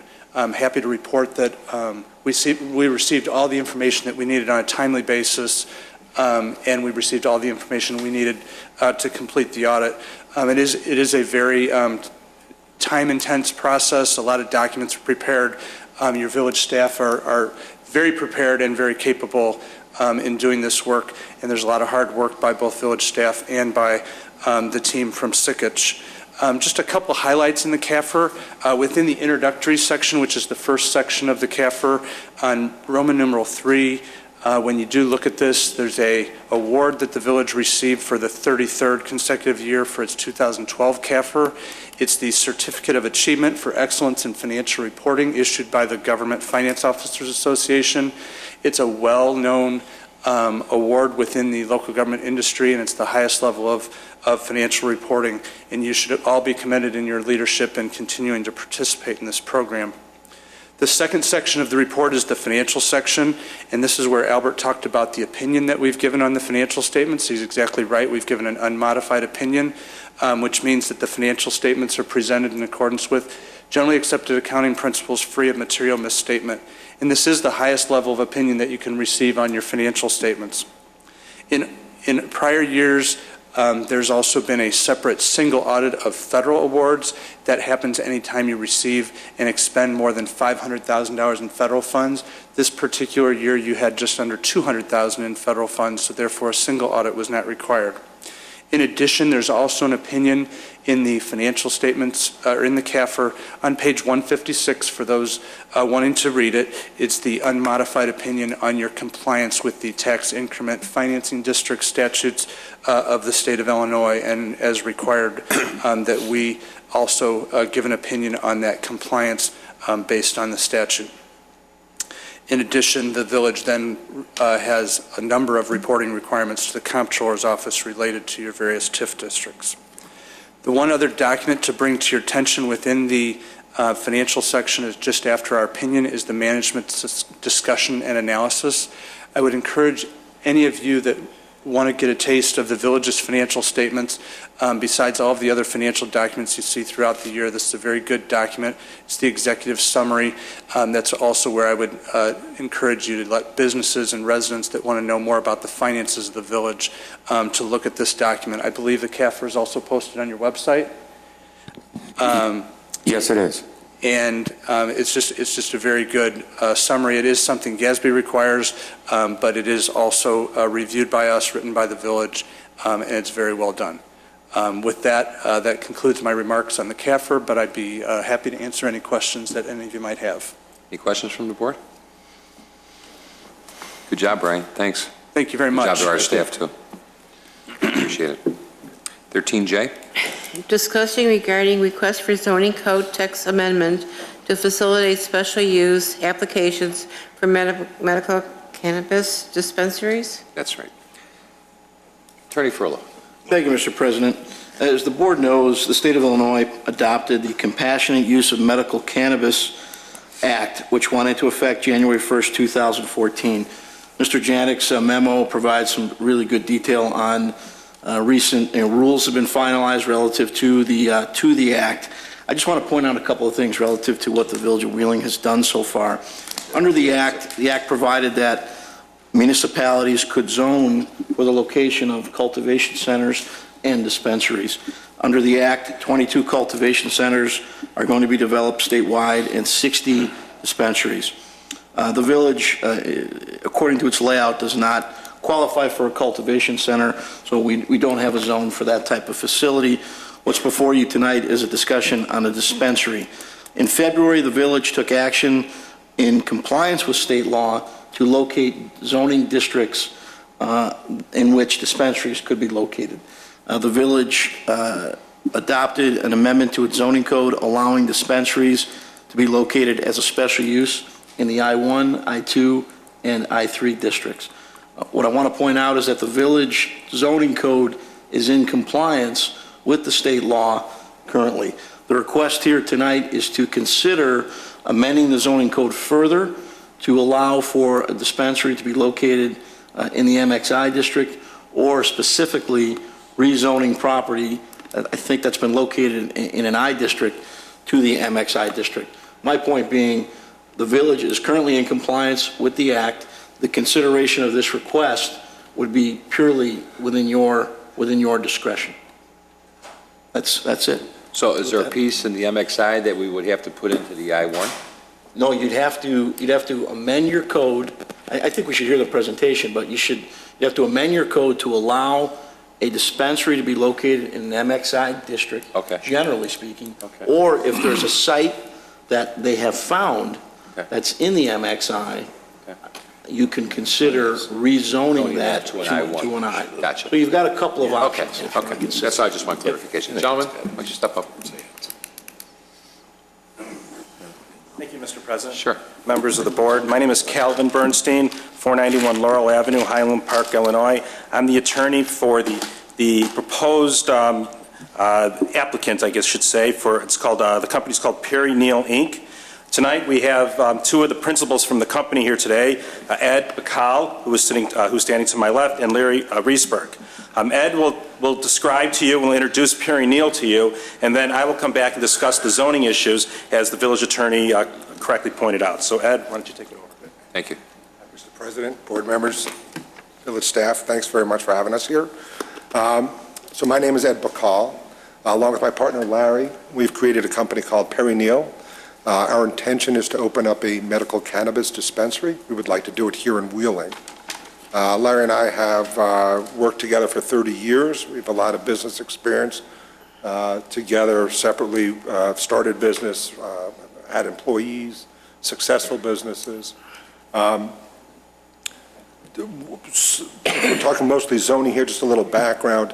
One of the big things concerning villages, the state and everything, is security, safety, inventory control. To that end, we have hooked up with somebody we used to work with who used to be a compliance officer at one of the Futures Commission merchants at the Chicago Mercantile Exchange. She would be our head of operations. We've also have a friend who was working at a dispensary in a different state as a manager and head of their security.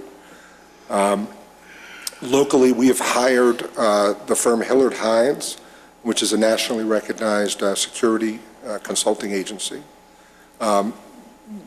We found, in Wheeling, we looked through your ordinance. We did see it was you guys originally proposed it to be in the I-1, I-2, or I-3 districts.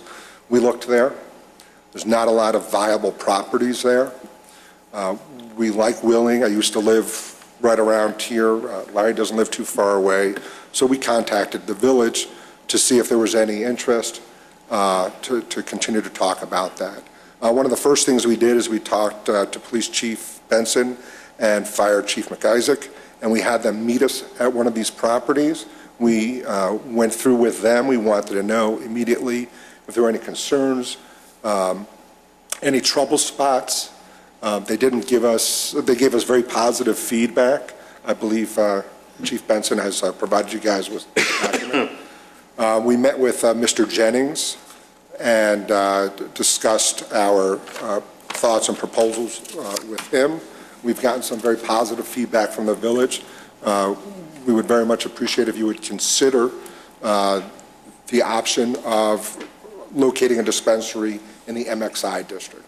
We've located and found two properties in the MXI district that we think are extremely viable. This program is a medical program.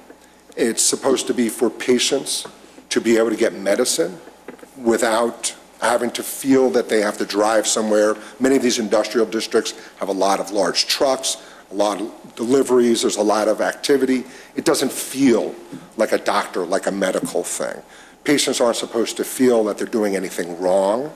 They shouldn't feel like it's dirty or this or that. This is a program that is expanding around the country, and it's making a big difference in people's lives. As a matter of fact, Governor Quinn recently signed into law to add epilepsy as one of the qualifying illnesses, and this is for children. And they don't want children to smoke marijuana. As a matter of fact, for example, with the epilepsy thing, it's the oil, the kind of bit of oil that comes from the plant, not the THC, the psycho part of that. And these children are having unbelievable results. So we're very, very proud and very pleased to say that the governor just signed that into law yesterday, I think it was. So to that end, we have these two properties that Cal I could describe. I think you have we have the addresses. And I talked to our operations consultant, and he drew up for us a few examples of the layout of a dispensary, the flow. Our concern is patient safety, employee safety, our safety. Larry and I are fully financing this whole project. We are going to be hands-on owners. We are going to be working there for the foreseeable future until everything is working great. The MXI location works well because it is accessible to patients. All right, Cal, why don't you explain what you need to consider? We have explored several options with the village staff and how to make this work in the MXI zoning district. What we feel is probably the best way to address this is to modify the MXI zoning district slightly. And by what we would do is that we would seek to modify the district to allow the text amendment, to allow that the district will provide that a dispensary would be allowed in an existing commercial property, or we can amend it. We can do a text amendment to amend the district to provide that properties with the dispensary will not have a residential mixed use. What complicates the dispensary in the MXI zoning district is that there's a residential component. If we're able to carve out that exception, we believe that that would satisfy the state requirement that a dispensary will not be located in an area zoned for residential use. In addition to that, in order to proceed under the MXI zoning, we would need to amend the zoning table, which is attached to the zoning code, which lists the permitted uses in the zoning district. So that would also have to be amended to state that this is a permitted use in the MXI zoning district. And finally, we would need to seek a special use permit through the normal process that the village has put in place, going to the Plan Commission and back to the board. Again, where any conditions that the board may think is relevant to be attached to the special use permit. It is important to note that if a license is granted to these gentlemen and a dispensary is located in Wheeling, this will be the only dispensary in Wheeling. So we are not going to be creating a situation which opens the door to dispensaries throughout this zoning district. There'll be one and only one in Wheeling. As Ed pointed out, we have met with the police chief, and the police chief has provided you with a memo. So we are here tonight basically to introduce ourselves, to discuss the possible zoning changes that would allow us to locate one of these dispensaries within your community, and also to answer any questions and hopefully to get some feedback from you with regard to either the two locations that we've identified, or whether you believe that a dispensary could be located in this zoning district. And thank you. Thank you. Question. Trustee here was first, I believe. Thank you. A couple questions. Why Wheeling? You got all those spots around us. Why Wheeling? I'm familiar with Wheeling. It's a fun town. There's a lot of people here.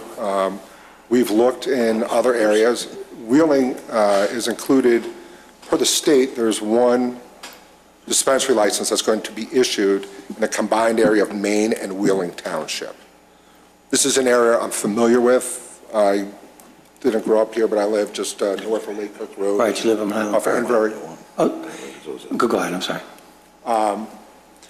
We like the feedback we're getting from the township, from the village. We want to be good community members. It's very important to us to be able to give back, to contribute to, whether to help out with police, fire, other charities, other fundraising or whatever that the city's going to do. We want to be good members of the community. Have you checked in other communities surrounding us? We have looked at, in those two townships, we have looked. And where were they? What towns? We looked a little in Des Plaines. A little? In Arlington Heights. A little over there, too? Mr. Hare, part of the issue is the real estate and how the community, how the village, the board views this. So some villages, some towns have outright, as the village attorney said,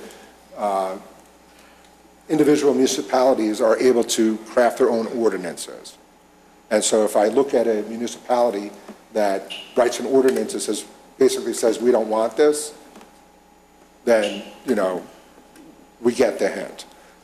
It's a very expensive endeavor. We've spent a heck of a lot of money. We anticipate, besides buying a building here in Wheeling, our build-out is going to cost between $200,000 and $400,000. We anticipate that we would be able to do a lot of that, hire locally. Our employees would be if we can find local employees, we want to contribute to the town. Like I said, I just grew up down the road and stuff like that. Fond memories. Larry doesn't live too far away. It's a convenient area for us. It's an area where we think people could use take advantage of the program and the medicine. Well, I just know this is a discussion, so I won't get any further into it. But in your own memo, you say architectural features in the facility that will offer a reduction of potential odors. You claim in your memo that it's prepackaged. So how much odor is going to come out of this place? So we don't anticipate a lot of orders. Just Friday or Tuesday, JCAR finally said they have the final rules, and they didn't post them till Friday. So they're now up on the website. We could read them through.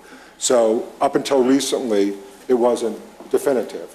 But here in other states, it doesn't. Illinois has the most restrictive program. It is now going to be the standard for the rest of the country. As a matter of fact, some of the other states are now re-examining or examining Illinois so that they can do a better job.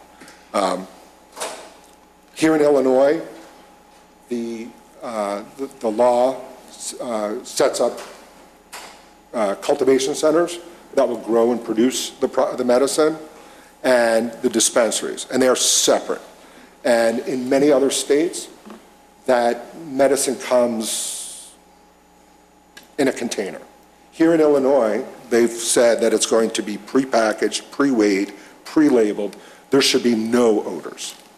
If perchance there are, we've already consulted with an environmental firm, talk about sustainability, and how to eliminate any of these concerns. And what kind of packaging are they going to use? I'm sorry? Packaging, what kind? I don't know. Okay, so there's a lot of I don't knows. The other part of it is I'll be perfectly blunt with you. I don't like the locations that you're choosing or you want to choose to go to. I think it's too close to residential. I think it's convenient for you, not for the clientele that you say you're going to have. With that being said, I think that the village has worked hard to get the zoning the way they want it, and now you want them to, the village, to alter it. At this point, I'm not convinced that we should do that. I'm being honest with you.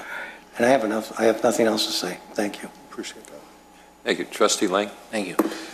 To ease the mind of the residents in the community, describe what we'll see when if your business opens where you'd like it to open, what are people going to see on a daily basis? Crowds? From the outside, you're going to see nothing. The business is not accessible to anybody except a registered patient or a registered caregiver. So kids can't come up, strangers can't come up, you have to want to be there. You will not, if you look at those floor plans, according to the state, and I think even Wheeling, there's going to be no signs, there's going to be no anything that says, hey, look, this is where marijuana is sold. It's a medical program. So to get in that front door, you have to have a medical card. You have to, as a patient, according to the rules, you're going to have to register with a specific dispensary. So it's not like I live downstate and I'm up here and I can go stop in a dispensary. That's not how it works. There's a very involved process to change it. So from the outside, you're not going to see anything. We anticipate, because of the restrictive nature of the program, we anticipate a very slow ramp up. Unlike other states, there are 4 different departments, state departments overseeing this program. Agriculture is going over cultivation. Department of Health is going to oversee the doctors and the patients, and the Department of Financial and Professional Regulation are over to see the dispensaries. And no one's going to be able to go in there. It's going to be, as a matter of fact, it'll be a destination type of location. So as you get people to come to the dispensary while they're in Wheeling, they're going to stop, they may shop, they may get gas, they may get food, whatever. You're going to get an increase in traffic from people going to the dispensary. The local residents, they shouldn't have a concern. If they have a concern, we'll invite them in, and we could talk to Chief Benson or McIsaac. We showed them, we wanted to know what their concerns were. It was kind of explained to us that from their point of view, I don't want to put words in anybody's mouth, but it kind of is going to be set up like the pharmacy at a Walgreens or a CVS. I need security so that nobody could steal stuff. There's going to be tight inventory controls. Everything's going to be recorded 24/7. State's going to have 24/7 access to that. Wheeling may have access to that. But no one's going to be able to get in there, and nobody's going to be there because you can't just walk in. So there's not going to be any reason for people to walk by, see what's going on. If there are windows, the windows are either going to be covered, they're going to be protected. So if they're either going to be, you got to know, they're going to be protected. But there's no reason for the public to go there. They're not going to be able to get in. It's not going to, as a matter of fact, the studies have shown that crime rates have gone down in the states that have created a medical marijuana program. They believe it's because people can now go get this medicine rather than go find somebody's brother's sister, whatever, however they do it, to get it on the black market now. So you're going to eliminate a whole bunch of items that cause some of the concern, cause some of the crime. As this medicine being a little different and different to administer than typical medicine, what's our assurance that someone wouldn't be taking it in the parking lot, for instance? Because that poses a little bit, I think that's another concern that a resident would have too, is that would be... Absolutely. So we're going to have cameras on the entrance, the exits, outside, the parking lot. Things will be lit up at night. So no one will be able to loiter there. And if we find that, listen, that's not going to be okay, we're going to call the police if we have an issue. You're not allowed to drive. It's like driving under the influence if you drink. So, there's no incentive, there's no upside to sitting there and doing something. Now, in addition, that issue would come up whether this is in this zoning district or it's currently in the industrial zoning district. Obviously, there would be a concern, but again, this is being used as medicine, and that the people who are coming in have a list of illnesses that the state only allowed. So with that, we're assuming that they were going to go home and they're going to follow the instructions on the prescription, because this is prescription medicine. and they're going to follow the instructions and how to administer that. So obviously, we will have some surveillance that the state's requiring us on the outside, so we'll be able to monitor it. But that would be an issue, whether this is in the industrial zone, the commercial zone, or residential zone. I mean, obviously, that will be monitored to make sure that that stuff doesn't become an issue.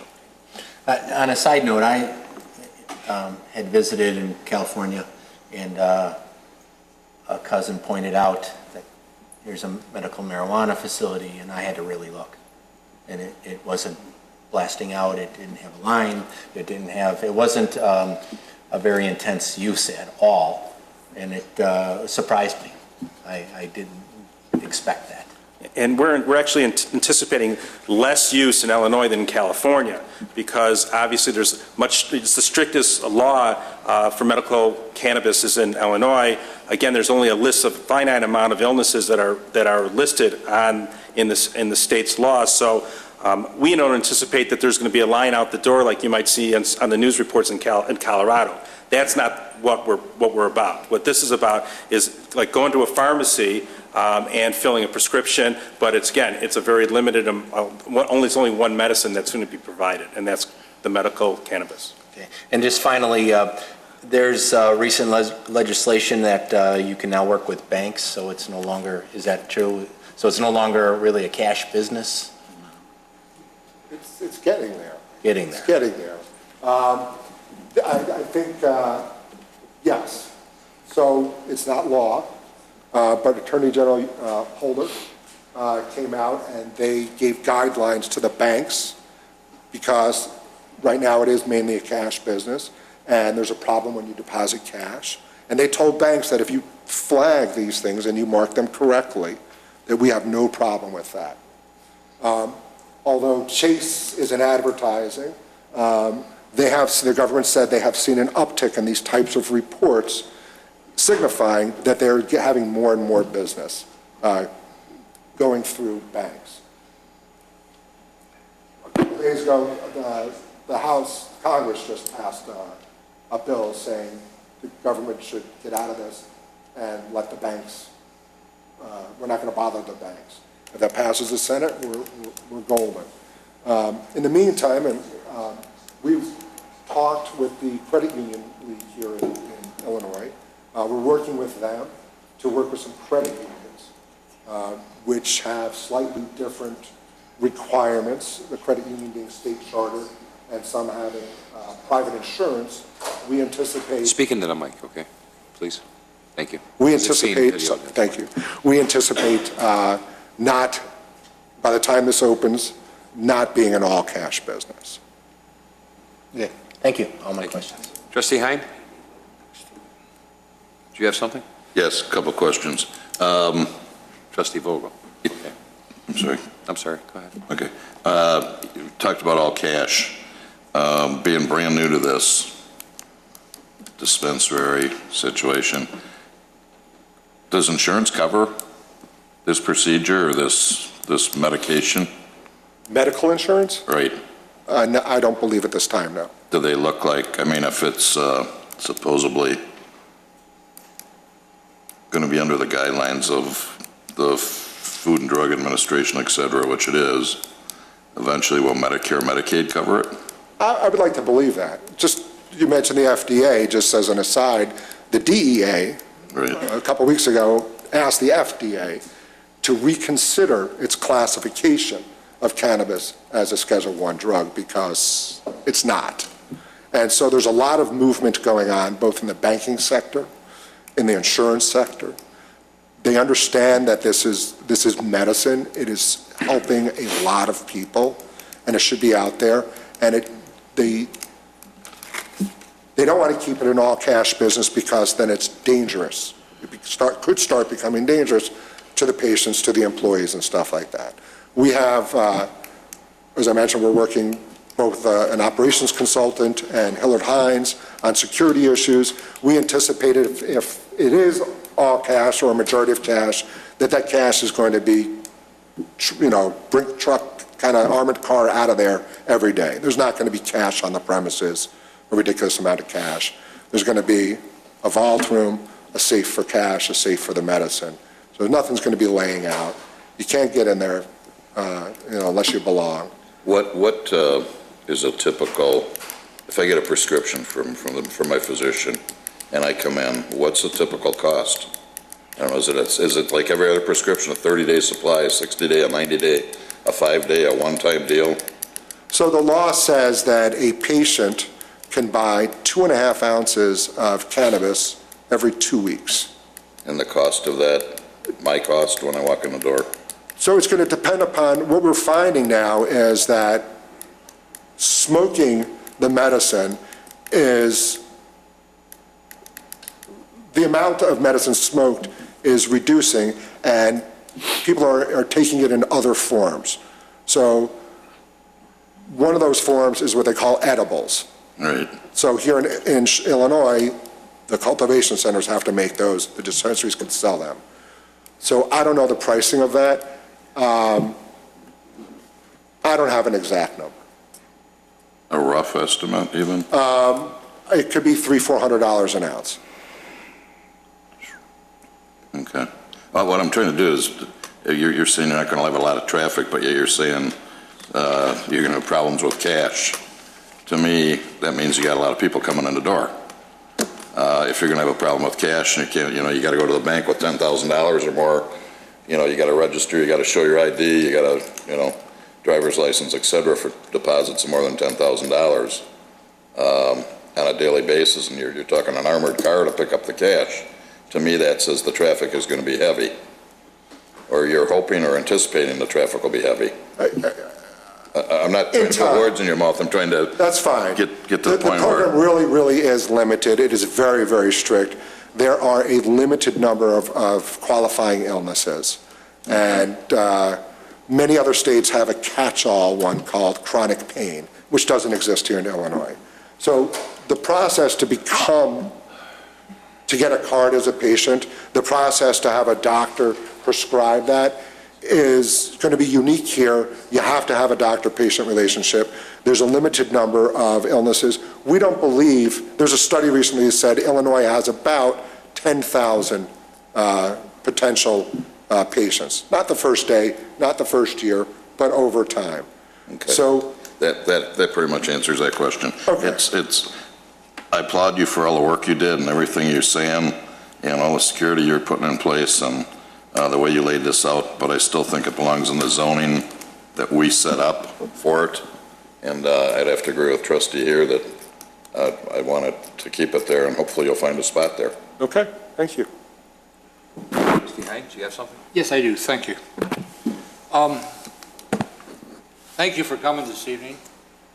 Very enlightening to some of us that haven't got a prescription medicine.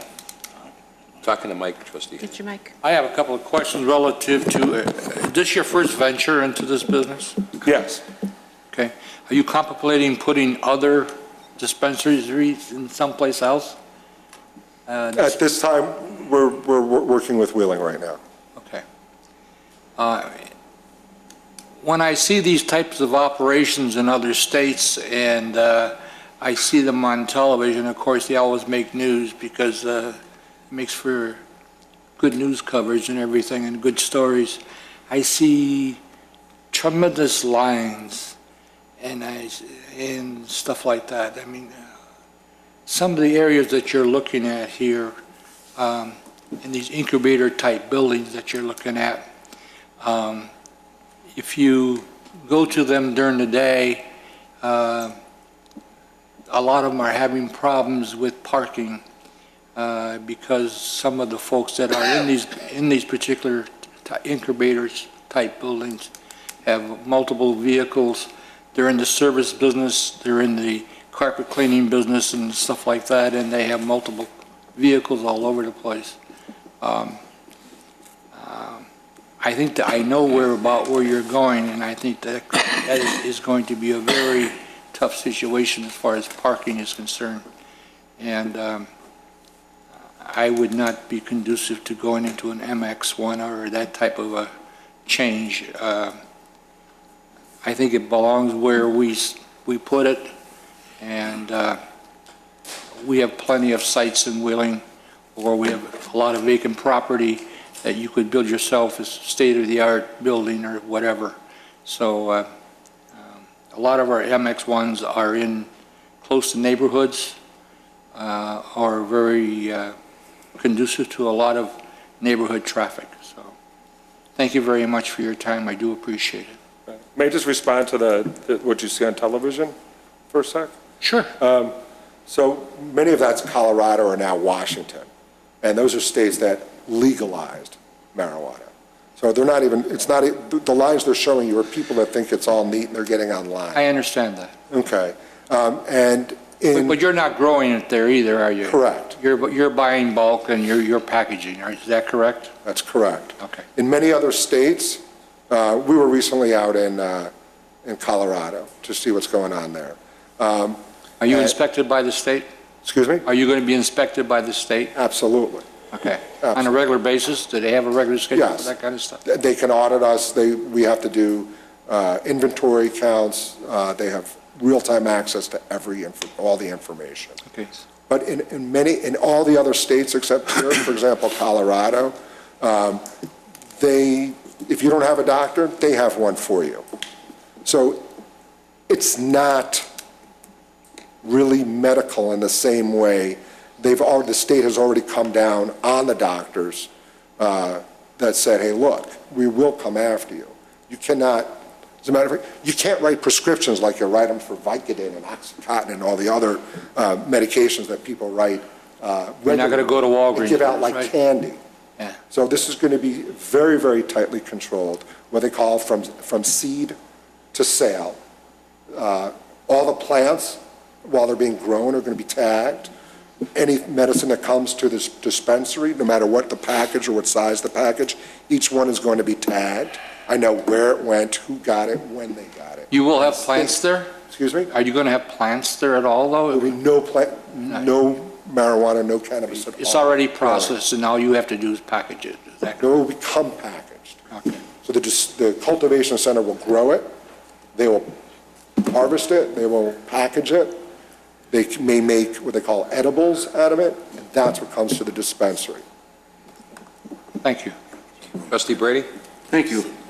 And I too certainly applaud you guys for trying to do something right as far as if I had one of the afflictions that this drug would help, I'd certainly, welcome the fact that it would be easier to get through a dispensary. And as you've already heard, we spent a lot of time this past 15, 20 years trying to straighten out our zoning in the town.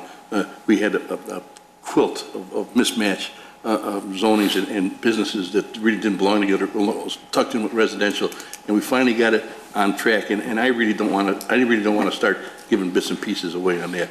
And besides, you have a destination business. This isn't you're driving down Wolf Farms. Oh, stop in and buy a couple joints. I need them. This isn't a knee-jerk reaction. People are going to come to your business. So whether it's on Hintz Road, whether it's up on Lake Cook, wherever it's at, they're going to come there.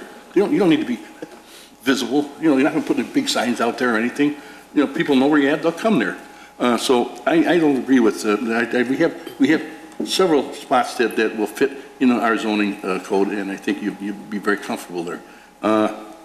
Another thing that North Wolf Road, that's residential up there. You don't want these things in residential areas. These people up there are going to walk over there. There might be one or two in that area, but people are going to come from the outside. You know what? And we have a problem up there right now with the very problem is with gangs. Wolf and Capri, Wolf and the other streets. They're loaded with kids at night. Okay. You don't put this right in the middle of it. And as you said, was it $300-400 an ounce? This is like gold. That stuff. Well, people don't come and buy in that kind of quantity. People used to store gold in banks too, and they robbed banks. And what's to say, with the safety of the people? What's to say that somebody that's hooked on this stuff and doesn't have any money, and they're going to catch somebody walking out of there and get them in the parking lot, hit them on the head, or shoot them and steal their we don't need that in town. You can provide security, provide an area where if the police see people hanging around, they're going to know they don't belong there. It'd be a far better thing than normally neighborhoods where people hang around, even legitimate people be hanging around. How are they going to tell what their motives are? I just don't think that belongs in a populated area. I think it belongs by itself out where you can have your stuff, no problem. You can build 8-foot fences around it, whatever you have to do to secure the building, do it. But, by all means, I think we'd welcome you in Wheeling, but only in specific locations. Yeah, and I appreciate that, and I appreciate you allowing us to come and talk with you. But along those lines, some of the other towns and some of the other villages are reconsidering and are less restrictive as to where these go. Even Northbrook was considering putting it behind Northbrook Court in the medical offices and the offices back there. One of the problems as a business owner is this is a pilot program. It's a 4-year pilot program that expires December 31st, 2017. We're going to be investing, we figure, over $1 million of our money. We don't have any investors, this is Larry and I doing this. And if the program gets canceled, we're out of luck. But if at the same time if the program gets expanded or extended, and other towns say, well, you know what, or maybe not next to your 7-Eleven or something, but they're going to allow it, just like you have, I don't know, you have pawn shops and other different types of stores and establishments like that. As a business owner, as the program expands, we have to consider where we are and what's going to happen during that expansion. Well, you're right, and but on the other side of the coin, the state still isn't done making up their mind what the law's got to be totally. There's still laws that they're still trying to address. What about the driving? What about working? What about all these people that are on this? How do they get to that place? And all these things that they're in, and they're probably going to change again. And see, this is brand new. We don't know what the problems or ramifications are of having these things in a specific place. Maybe we're right, maybe we're wrong, but you know what? Why do we have to be the guinea pigs? I'd rather see if you had something else going on in the state or somewhere around here to say, well, this is the way it works. Fine. But I bet you go over to Deer Park, they won't let you go in their Deer Park, and there's a shopping center there, put these in, even though it's a retail business. It belongs in a specific area, and people will find it. Okay, thank you. Trustee Kruger? Thank you. Hello, George. I'd first like to ask a couple questions about Perry Neal. How long have you been in business? We started the company in January. In January of this year, particularly for this? Specifically for this. Correct. And this is, as my colleague Trustee Hein asked, this is your first venture in medical cannabis and Yes. holistic approach to healing? To that end, we have aligned ourselves with other people who have experience and can help us through the application process and the operations. My next question would be about wherever the business might go. How many employees? We're figuring somewhere between maybe 6 to 10 employees. Daily hours of operation? The state says 6 a.m. to 8 p.m. Don't see any reason why it has to be open at 6 in the morning. We were thinking more like 10 to 7, 10 to 8. And regarding the zoning, probably more of a comment, just to let you know where I'm at on this. I do remember the village, our staff, putting together quite an extensive presentation in an effort, and which I commended them for, to get ahead of what was about to pass as of January 1st by the state. Just sort of, so we could start wrapping our brains around what this would be. The map, unlike this map, showed circles of areas that would be allowed. And I really think the staff put a lot of time into showing this board where a medical marijuana dispensary could be located. I'm not as familiar with the locations that you're suggesting, and I know that in our presentation there was something about how many feet away could a dispensary be located where there's residents, churches, schools, daycares, and I can't find it for the life of me. Okay. Do you know offhand what the state is? I got the law out. Oh, great. A dispensary organization may not be located within 1,000 feet of the property line of a pre-existing public or private preschool or elementary or secondary school or daycare center, daycare home, group daycare home, or part-day child care facility. The other complicating factor of this is the MXI district allows for residential uses. The law provides that a dispensing organization may not be located in a zone that allows for residential uses. So the amendment to our zoning code is a bit more complicated than simply adding a line that dispensaries can go into an MXI. We're going to have to carve out residential from that zone. So it's not an easy process that's being proposed to you in concept form. True, and I was trying to figure out where on this map the locations were. Not that I would be able to tell how many feet away there would be a residence, but are you aware? Have you looked at how close? Yes, I have.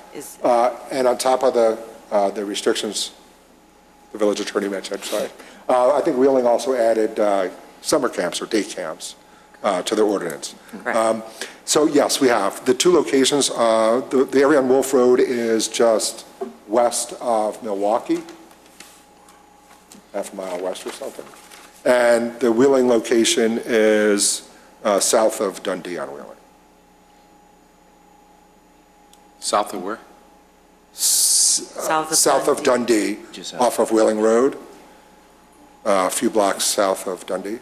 Okay. But, you know, you've all brought up very legitimate concerns and questions. It's happening. We're trying to find out, you know, from you guys. We'd love your support if you could give it to us. It's going to be somewhere. We don't think it's going to be end up in a corner of a village because, yes, people are going to have to go there. People are going to have to know where it is. Right. But if I have to drive through 18-wheelers and delivery trucks and all sorts of stuff, you don't feel right. It's not like going to your doctor's office. It's a weird feeling, and you shouldn't be given that feeling. We think that's not the feeling you want to give patients who are actually getting medicine to make them better. Okay. And it is. I mean, firsthand knowledge from people we know. Sanjay Gupta? CNN doctor. Did you see? So, I mean, if you're interested, he had this story, this episode you can find probably on Google or YouTube or something, where he talks about the epilepsy and what's happening with children and stuff like that, and all these wonderful things. So, you know, this is our compassionate side, and there's a business side also. But I appreciate you know, all your time. And Thank you, Ed. I appreciate it. I'm going to wrap this up real quick. You're proposed here 2 MXI locations, one on south of Wheeling Road and one over at Mayor and Wolf Road, North Wolf Road. Okay, I'm going to ask for consensus, if it's the wishes of the board, to change the zoning, what we need to do to allow those 2 locations in the MXI zone to have this type of business there. Trustee Brady, yes or no? No, I don't want these MXI zones touched. Trustee Kruger? No. Trustee Hare? No. Trustee Hein? No. Trustee Vogel? No. Trustee Lang? He brought up a good point with the tractor trailers. I would be willing to explore it. Okay. And myself, no. We worked hard on this and locating areas within the village that this would be permissible.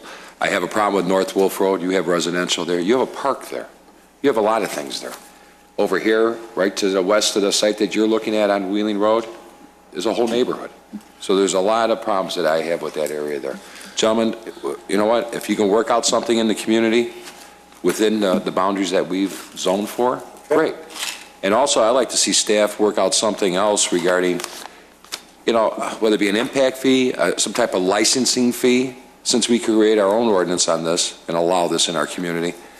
There's a lot of time of staff with this type of use. I mean, the time that our 2 chiefs spend and possibly being hooked up with cameras and stuff like that with our police station to make sure, besides what the state is doing, besides what you're doing, what we're doing, there's got to be some compensation for that. So I'd like to have staff work with some kind of formula on an annual basis that we can, you know, at least try to cover the cost of what this is costing us to maintain. Because, to be honest with you, it's a 1% sales tax that we're getting. It's not 2%. There's no other kind of taxation on it. The state's taking the bulk of it. And if you can find another location and work with Mr. Melantovy, I think it would work.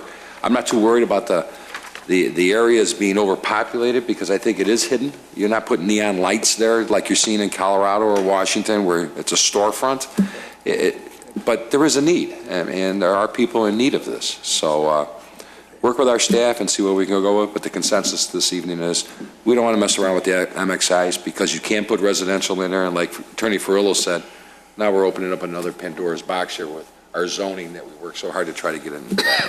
But gentlemen, we wish you well and continue to work with our staff. Thank you very much. Thank you all very much. Thank you. Okay.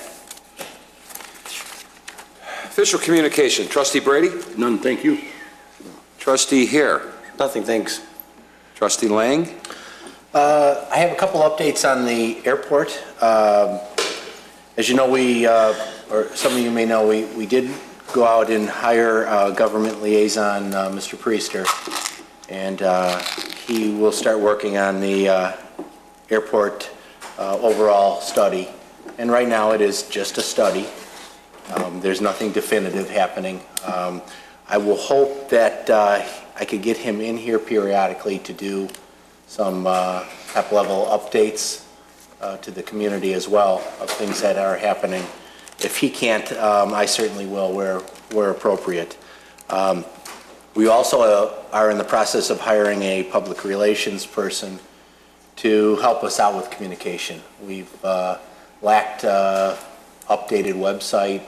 We lack some communication over this entire process that would really help at this point. So we have some folks in mind to help us along with that and to make a difference and really explain as this process is going on to the community what's happening. So there's a lot, so people aren't in the dark and they're more part of this process instead of, because there is a process to this, and according to the FAA, you do get the community involved. It's no different from a comprehensive plan we do with the village. You get the community involved, and that's what should happen. Other things with the airport, just want to mention the Run the Runway on Saturday, August 30th. It's a Labor Day weekend. You can sign up at Pewaukee.org, or the phone number is 847-537-2580.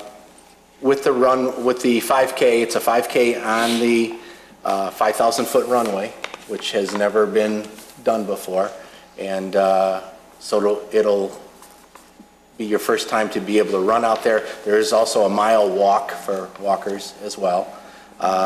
With that day, we'll have a static display of aircraft from some of our residents at Chicago Executive who have fancy aircraft and antiques and so on. There will be food trucks signed up for meals after the race. It should be a great event. It'll hopefully allow more community members to come out and experience the airport. You can walk it too, right? Yes, walk. There's a 1 mile walk, as I said. So sign up, Pewaukee.org. I think it's $35 to start, and 537-2580. Any questions? Thank you. Trustee Hein? Nothing this evening. Thank you. Trustee Kruger? I just want to say that I, on Friday, had the grand opportunity to be able to fly in a B-17 that was displayed at Chicago Executive Airport, just to sort of stay on the airport topic. It was truly the most awesome experience I've had probably since childbirth. And it was great. I got to fly in the nose. I almost got a great picture in my house. And then the plane banked left and screwed up the shot for me. So, but it was really outstanding. Met some great people that were able to fly as well. And there were 2 veterans on our flight, and it was a very somber flight for them. And I respected that. And those guns are really pretty cool to hold in your hand. So just wanted to share that with everyone and hope that some of the community was able to get out there this past weekend to go see those planes. That's it. Thank you. Thank you. Trustee Vogel? Nothing, thank you. Clerk Simpson? I would like to say that the Wheeling Garden Club is having their first flower show, and hopefully it'll become an annual event.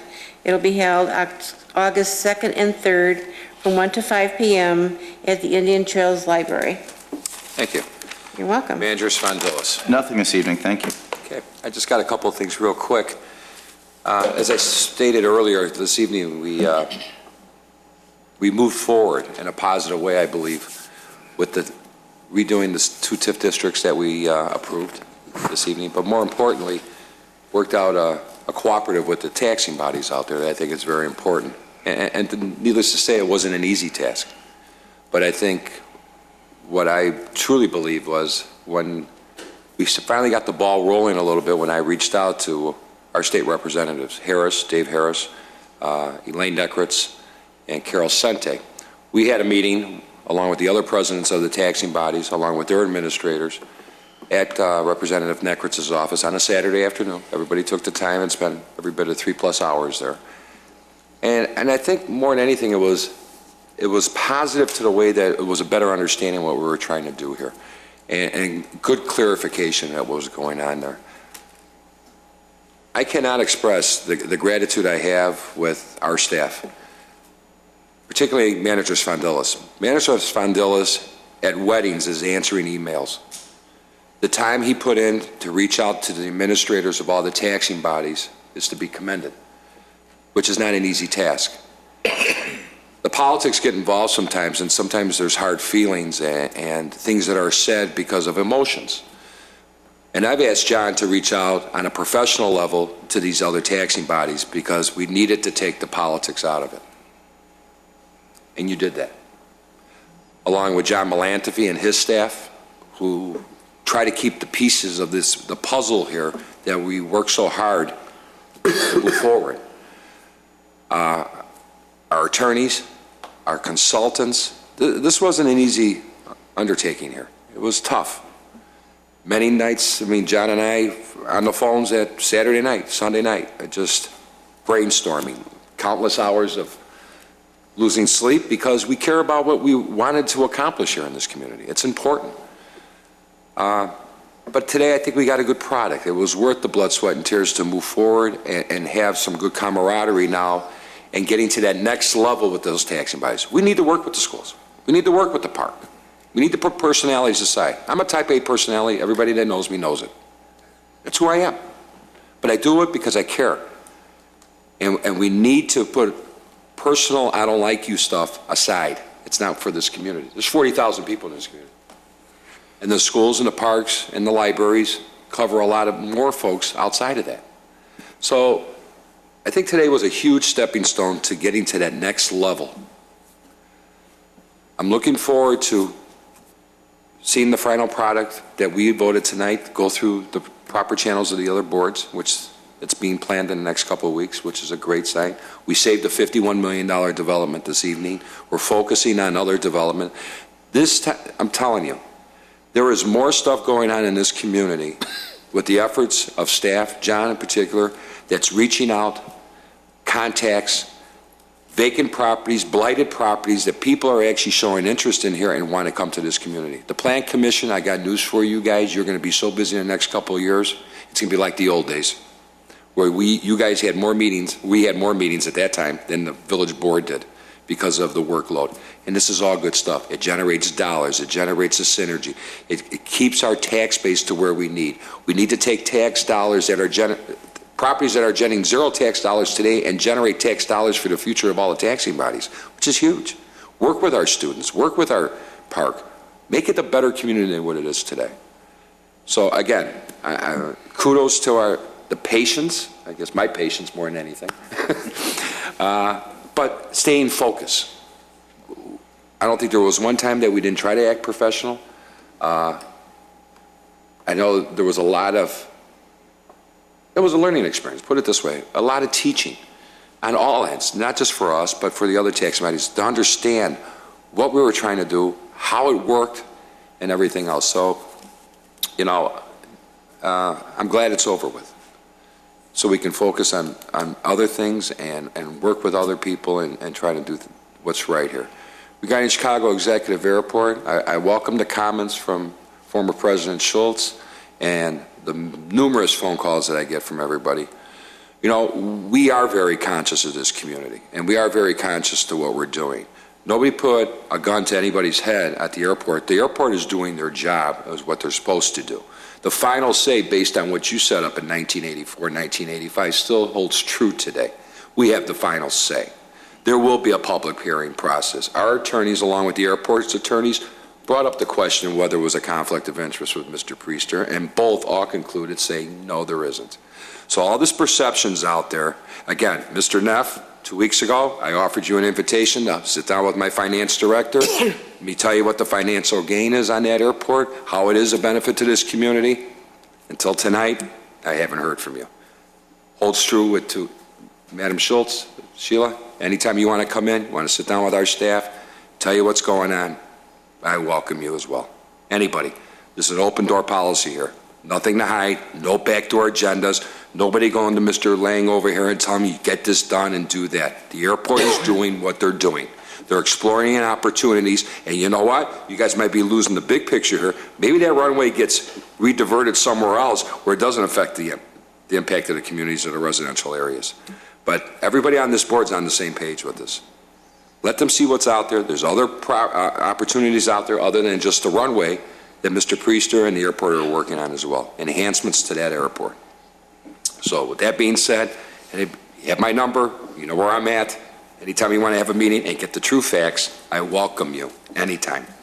So, again, I want to thank the representatives that hosted this meeting, helped us facilitate it and mediate it a little bit. They were a big help. And I think there were some things that they were enlightened to that didn't understand how the TIFs really work. And I think it was a good learning experience for everybody. But with our friends at 21, 214, the library, the park, let's move on. Let's work together. It's a great community. We got great opportunities here. We have a hell of a park that's being built behind us. It's creating synergy and bringing people to this community from all over the place and from other states. So this is all good stuff that we need to work together with. And that's all I have. And again, John and staff, thanks again. Okay, approval of the bills for July 3rd, 2014 through July 16th. I entertain a motion. So moved. Second. A motion by trustee Hare, second by trustee Vogel. Roll call, please. Trustee Krueger? Yes. Trustee Lang? Yes. Trustee Brady? Yes. Trustee Hare? Yes. Trustee Vogel? Yes. Trustee Hein? Yes. President Juris? Yes, we have no executive session this evening. Entertain a motion to adjourn. So moved. Second? Motion by trustee Hines, second by trustee Krueger. Roll call. Trustee Krueger? Oh, Yes. sorry. Before I Okay. do that, I'm sorry. I forgot something. Forgive me. As I promised when our first meeting over a year ago, we created the liaison program, and like I said a year ago, within a year, 15 months or so, I wanted to mix it up so everybody had a taste of different departments and get to know the departments. And I think the timing on this is apropos because we have budgets coming up in October. So what I like to do this evening, effective immediately, is have trustee Krueger with finance, trustee Hein with PW, trustee Vogel with community development, trustee Hare with fire, trustee Brady, I need you with senior and social services, trustee Lang, I need you with police, and I will remain with economic development since we share our offices. So that'll be effective immediately. I would ask that staff members, department heads, reach out to your liaison and set up a meeting and start working together with some things. With that, roll call, please. Okay. Trustee Lang? To adjourn. To adjourn. Yes. Trustee Brady? What do you want me for? Trustee Brady? Yes. Trustee Hare? Yes. Trustee Vogel? I guess, yes. Trustee Hein? That's a yes. President Juris? Yes, thank you. Everyone, good night. Thank you. Good night.